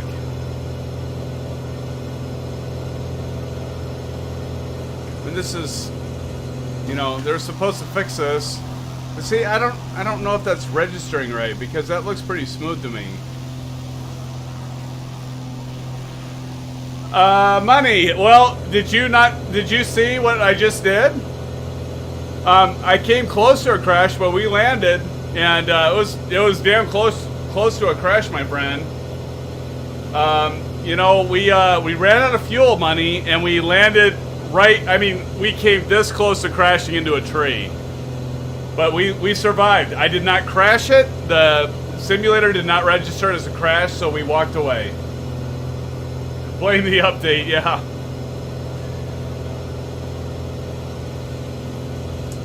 Captain Matt, did you see my huge comments? Captain, I didn't crash though. I didn't crash, Captain Matt. I landed it. It did not register as a crash, buddy. I landed it. I mean, I didn't intend to land it where we landed, but it did not register as a crash. So I'm not calling that a crash. I'm going to call that a successful landing off field, of course, because I ran out of gas. But we did not crash. We did not crash. We survived. Captain Matt, you said, did you get to see my huge comments? I gotta look up here, Captain Matt.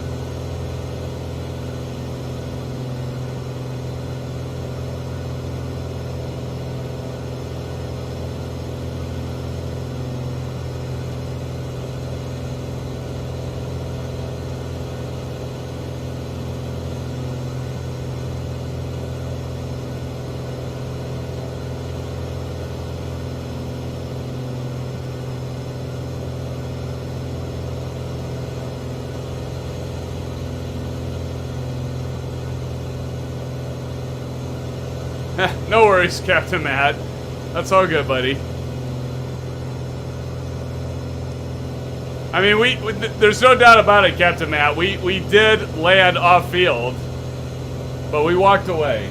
That's the important thing. It did. At least Microsoft Flight Simulator didn't register it as a crash, but no worries.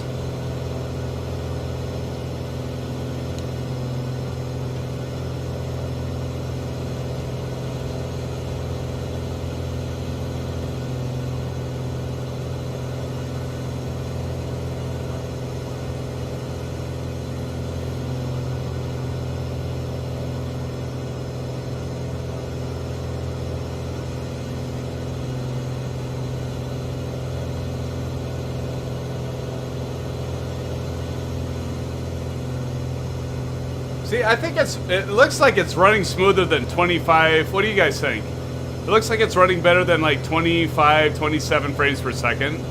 And that looks pretty smooth.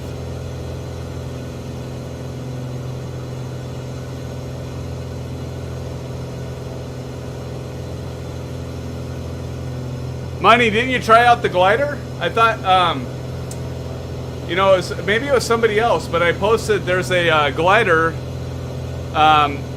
There's an add-on for a glider. And I think it was like, I don't know, 2 or 3 streams ago. And I did the weekly top 5 announcements, and there's a glider that's available for free.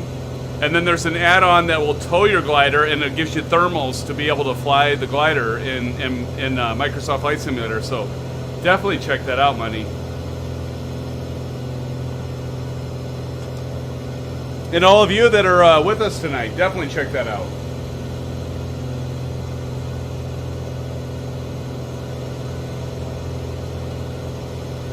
But there is.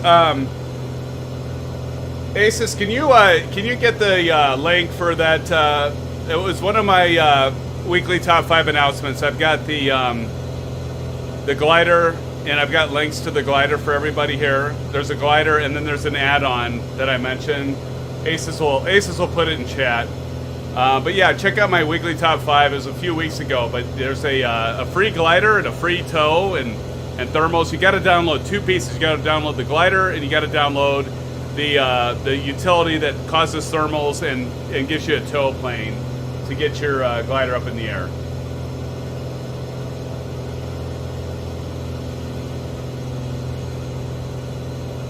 What is my MSFS 2020 handle?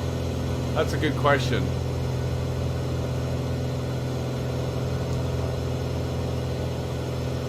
It should be Original Mr. Mean. Look for Original Mr. Mean. ORIGINALMRMEAN. Thanks, Aces. I think it was like, just look in the comments, Aces. It was like maybe 2 weeks ago, maybe 3.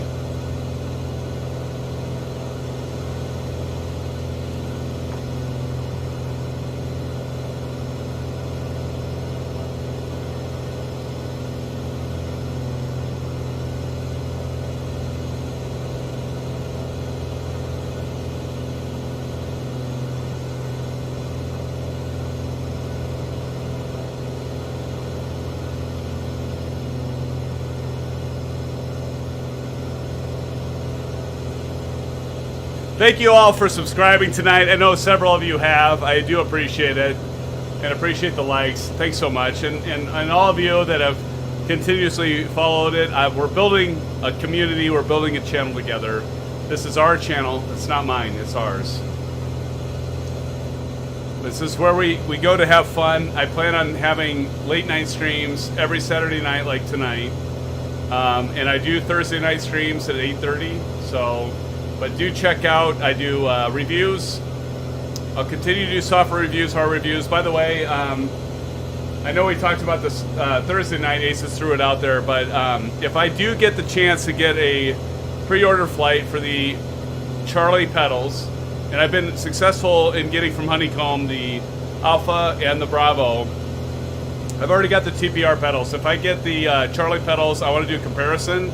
And I gotta still do a full review of the TPR pedals, which I'll do.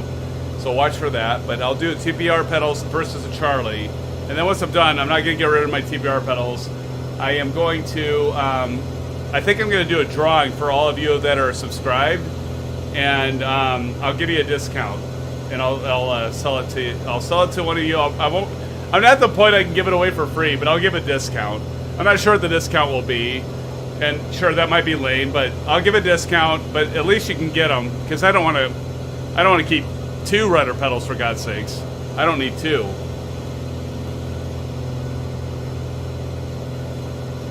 So my plan is and I've been posting a lot on Honeycomb and getting a lot of likes and people from Honeycomb that are checking out the posts, because I've done like several reviews and that of the Honeycomb stuff. But if I am fortunate enough to get the Charlie pedals, I will definitely, for my subscribers, I will definitely do a drawing and sell it at a discount to one of you.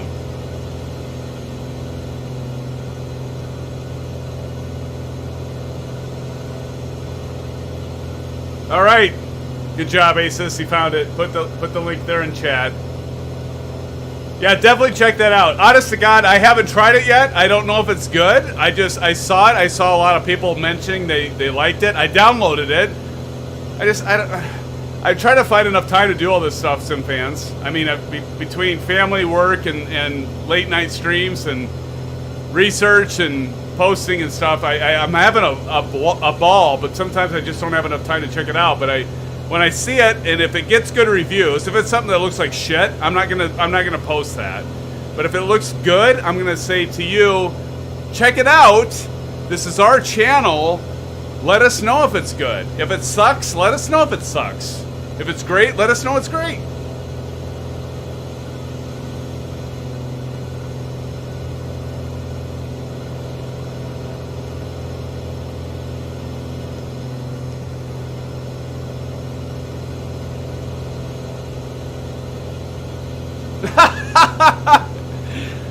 Oh, good job, Recon Delta. You just ordered it? No shit? You just ordered it? That's awesome. Yeah. Yeah, it's great. Dude, I'm telling you right now. And, like, I've told Captain Canada. I said several times. I don't know if you guys know who Captain Canada is, but I've been following him for a couple years now and supporting his channel, giving him money, you know, to just support him and his efforts. But I'll tell you what, I'm like, you got to get the Track IR, Captain Canada, because it's awesome. Now he finally gets it. And he's just like, I love this thing, you know.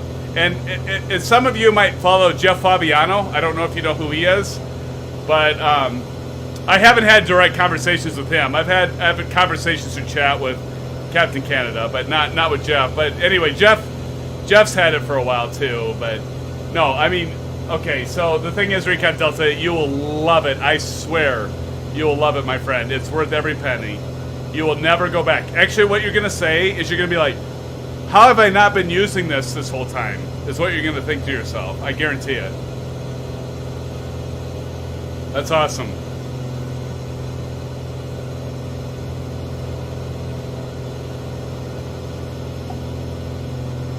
So yeah, just to show, since, you know, because Recon, you got it. Let me show everybody, like, kind of like, I have a mapping to my Alpha Flight Control, so I have a button push to center it.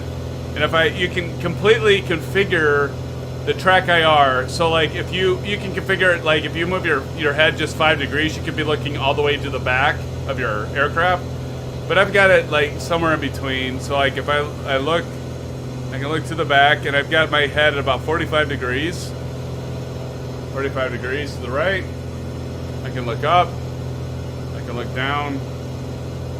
I can look over. And this is a cool thing. 6 degrees that you can manipulate this. So now I can look forward. So now I'm looking at my controls. I can rotate my head. I can go back. I can look up. I can look over. I can look down. Am I making you dizzy yet? Sorry. But no, Recon Delta, you will absolutely love it, my friend. Absolutely love it. It's great. It's awesome. I mean, I honestly don't know what I ever did without it, to be honest with you. Merrill is on my 6.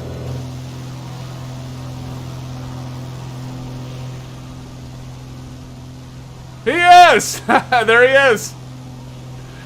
Oh, that's sweet.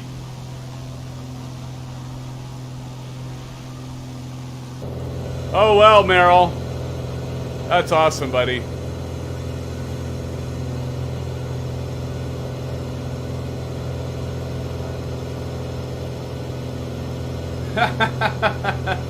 Merrill, I see you at 7, buddy.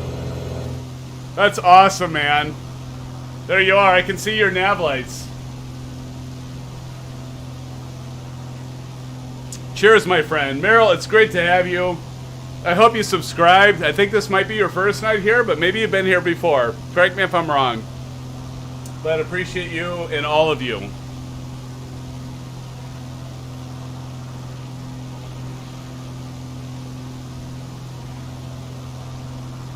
That's so cool.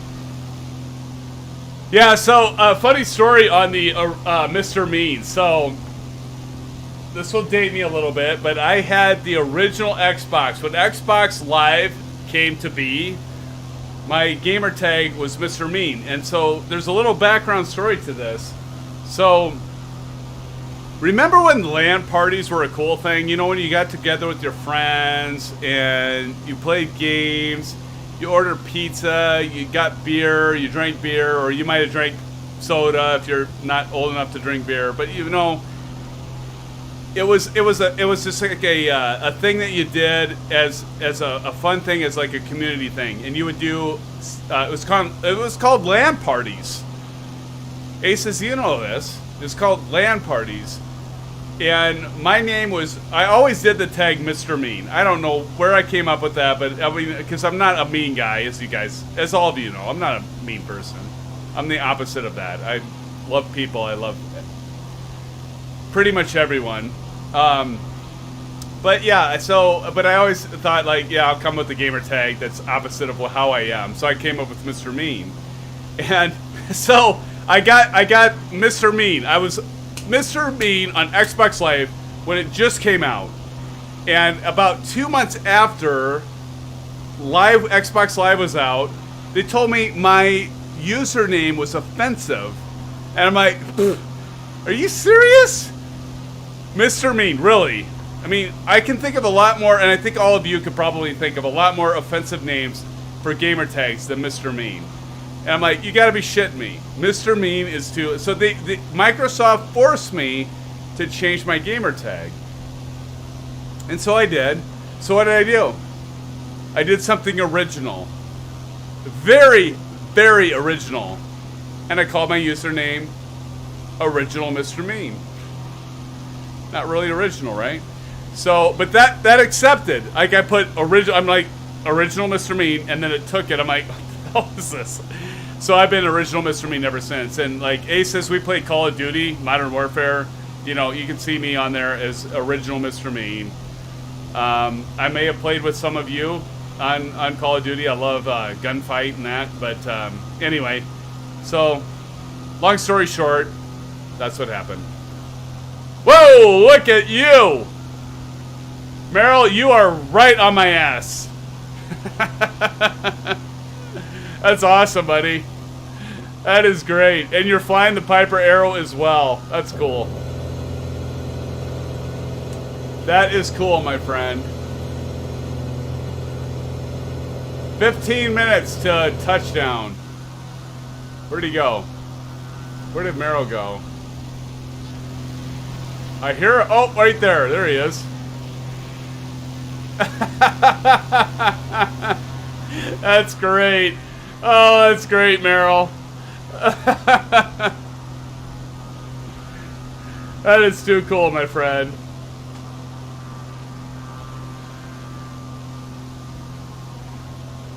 That's great. Meryl, you're on stream, buddy.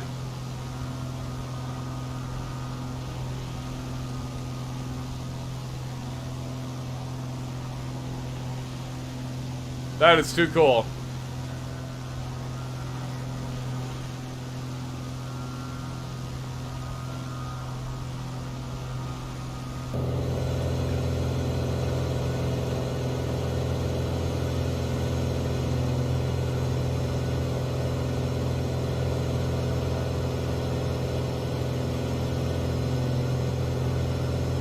Well, I'll just have to say, SimFans, we're gonna get a party started.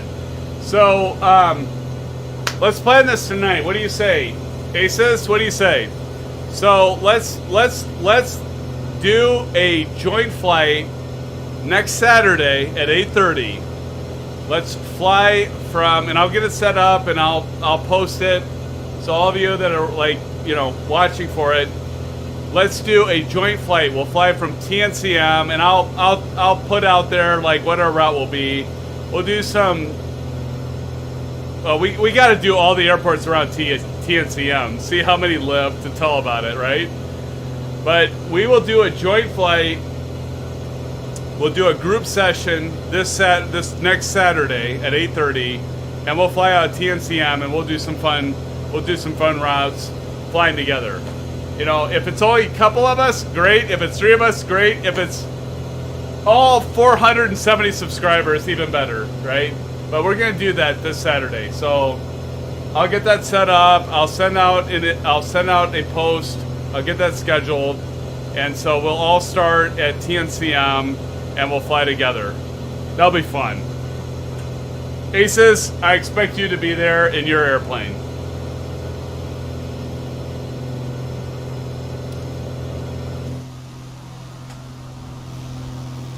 And Merrill, you better have subscribed by now, buddy, because like if you're flying with us tonight, you better be a subscriber. I think you are. But where did you go? I don't know where he went.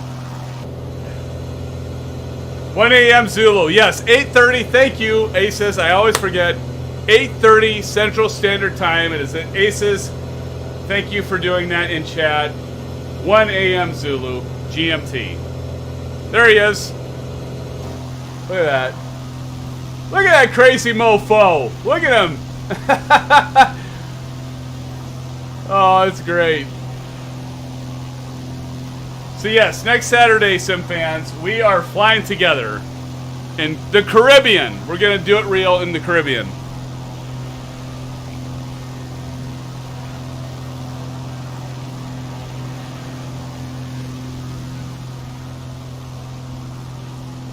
That's fun shit, fans. I'm telling you right now.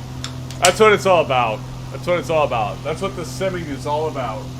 All of us getting together and having a blast late at night on a Saturday night at 12:30 Central Standard Time. Because we can. That's why we do it. Because we can, SimFans. That's why. I see you at my 9, Merrill. Well, I did. Oh yeah, there you are. You're right. You're about right now at my. You're approaching my 6 o'clock right now.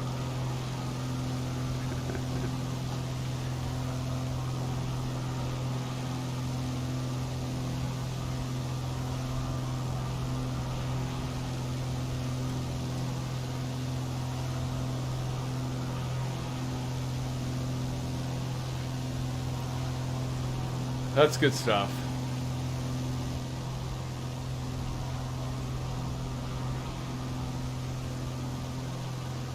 There he comes.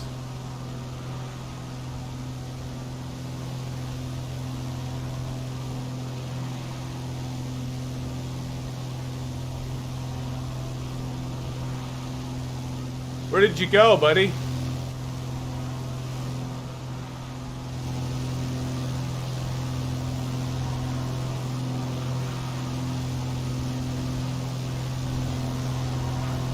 I still think, though, SimFans, I think there's still a bug in Microsoft Flight Simulator because, like, I've read some stuff about, like, the longer you go, the worse your frame rates get. And, like, look at my frame rates right now. Now they're sitting around 22 to 26 frames per second. There's not anything around us. What the hell's going on? Like, there's nothing around us. Why are we at 26 frames per second? So there's still something going on with the performance, all right? So, yeah, I mean, to be at 20, 24, 26, and there's, like, ocean in front of us, nothing but, like, standard landscape, no 3D buildings, and we're at fucking 27 frames per second, there's still something wrong with the simulator. I mean, honest to God, there's something wrong still. But I did see some stuff about, you know, like the longer you run it, I don't know if there's a memory leak. I don't think so because we're at 3 gig out of 8 gig. So, but there, and I apologize for my language, but there's still something going wrong because there's no reason we should be at 24, 25 frames per second right now. That's ridiculous. So there's still something that needs to be fixed here, SimFans. That's bullshit. I'm just gonna say it right now. 24 to 25 frames per second, and we're flying over open rural areas and water, and we're at 24 frames per second. Are you kidding me? Sorry, SimFans. I just have to have a moment here, because this is ridiculous. It's still not fixed, in my opinion. If we've been flying for like, well, I even reset Flight Simulator. I went out into the main menu and reloaded it, and to be flying at 24 frames per second with nothing underneath us. This is bullshit. I don't. Hey, here we go. Oh, jeez. Now that's some close flying, Meryl. I don't know. I'm sorry, SimFans. I don't mean to be a downer, but Asoba still needs to figure something out, because this is not right. 24 frames per second. I'm not buying it.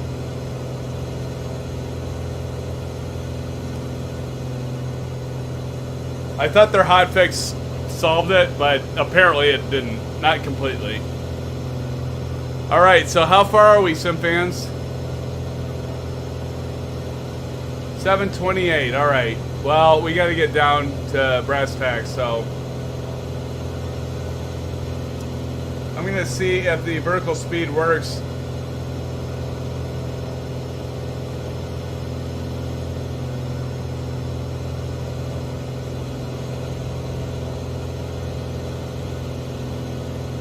See, Meryl, the vertical speed works. So we gotta get to basically 1,000 feet, so 5 minutes. Yeah, this will be about good. Sometimes I hate having the FPS on, because it just pisses me off. It does. I'm not gonna lie. Sometimes it just pisses me off, fans. It just pisses me off. Like 26 frames, 24 frames. Okay, it's 30 now. But what the hell?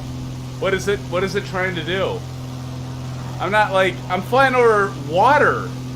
I'm not like, it's not like a ton of buildings here. Why, like 22 frames?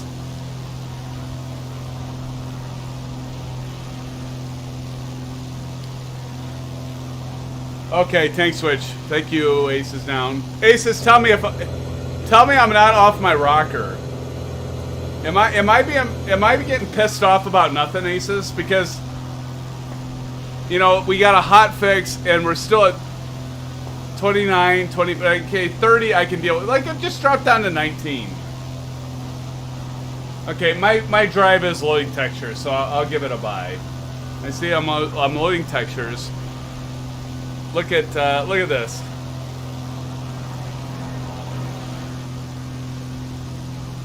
I got you, Meryl.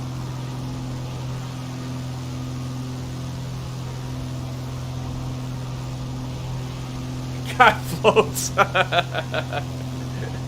Yes, Recon. Well, you know what? With my flying tonight, Recon Delta, that is a valid question. I might run us out of fuel and we might need fucking floats. I don't know. Pardon the French, but yeah, we might need floats.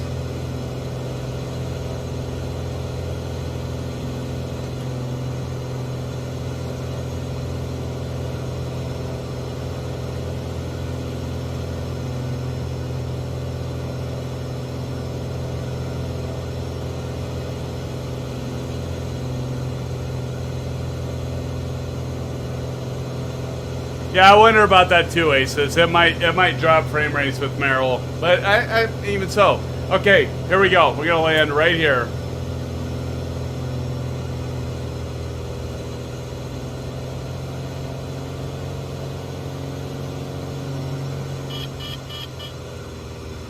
All right, let's do a side slip.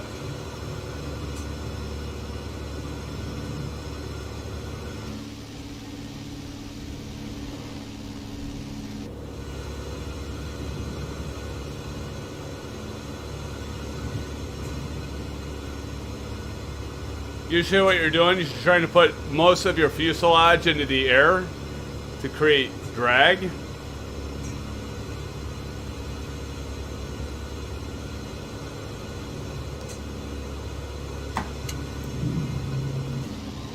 There goes the landing gear.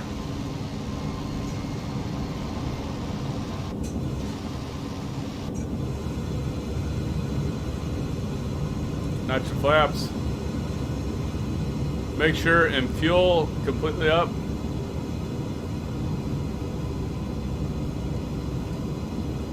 And Ace is down. Yeah, we better switch the fuel tank again. All right, we got switched. That's awesome though, Recon Delta, that you bought Track IR. So like, look, Recon Delta, like I can look all around. Wow, what happened to the frame rates? Look at that, 12? What is this shit?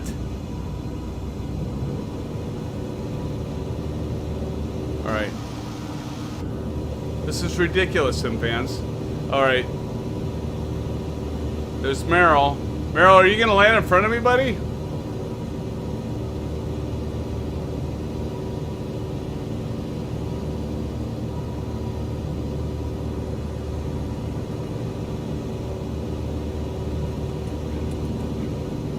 Get another notch of flaps. Do the trim wheel down. Merrill, go ahead and land in front of me, man. We're both gonna land here. I'm gonna land right behind him. And I think you're right, Aces. It might be because Merrill's in front of us. That might be the reason why we're losing our frames. Put another notch of flaps.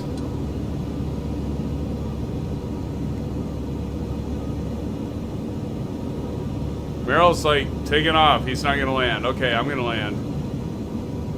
Okay, now we're just gonna glide down here. This is again the payware version from VerticalSim. So now we're gonna take we're gonna take all our throttle out. So our throttle's out. Now we're just gonna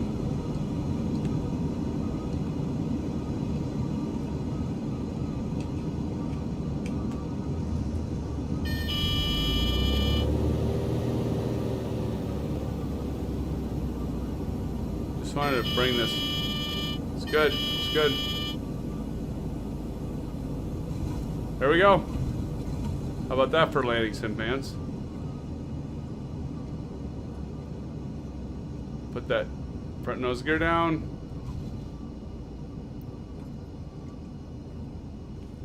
Put up our flaps. We can go off this way. Yeah, let's go this way. Strobes are off. Landing light is off. Taxi light is on.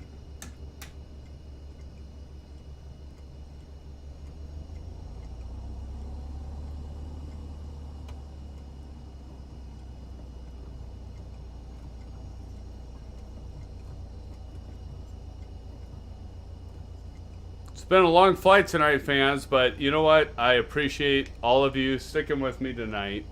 This has been a blast. I gotta tell you, an absolute blast. Between the running out of fuel and doing an emergency landing and all the chat, you all have been great. A lot of conversation chat. This has been, up to this point, and Aces, I think you could agree, this has been the most activity we've had for a live stream yet. So appreciate all of you. And the fact, Merrill, you flying with us tonight, there's Merrill right there. Look at him. Merrill, awesome, buddy. I gotta tell you, that is awesome that you came and flew with us tonight. Look at him. There's Merrill right there. As he approaches up with us. Merrill, awesome. I gotta hand it to all of you. My friends. All of you. I appreciate everybody. And again, thank you so much. We are gonna do a live stream, and I'm gonna turn this off now. Let's pull the engine out. We'll stop the prop. All right. So to all of you, thank you so much. I do appreciate every one of you. Thank you so much for joining this stream tonight. Again, I'm building this channel not for me. I'm building it for us because we're all sim fans. We all enjoy flight simming, truck simming, racing, what have you. But again, it's because of all of you I'm doing this. It's a lot of work, but yet it's very fulfilling and it's worth it. So thanks to all of you. Thank you, Aces, for moderating as always. Thank you again. Call outs to Meryl. Meryl, thank you. Recon Delta, thank you. Aces down, obviously. And going through the list here, we got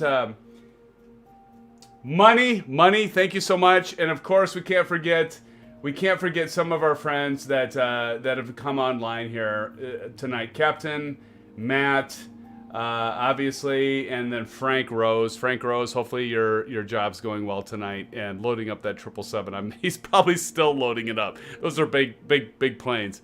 But again, thank you everybody for joining tonight. Watch for a scheduled stream. We're gonna fly together hopefully next weekend on Saturday. Watch for that. I'm gonna schedule it. We're gonna fly in the Caribbean SimFans.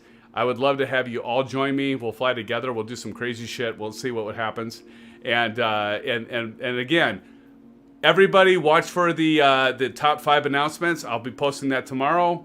And as always, all the content that I'll continuously provide everybody. Let me know what your thoughts are. Do subscribe. Do a smash up thumbs if you like this. If you like the stream, you like the videos. And as always, Sim fans, as I end it, blue skies to every one of you. Take care, and we'll see you soon. Thank you.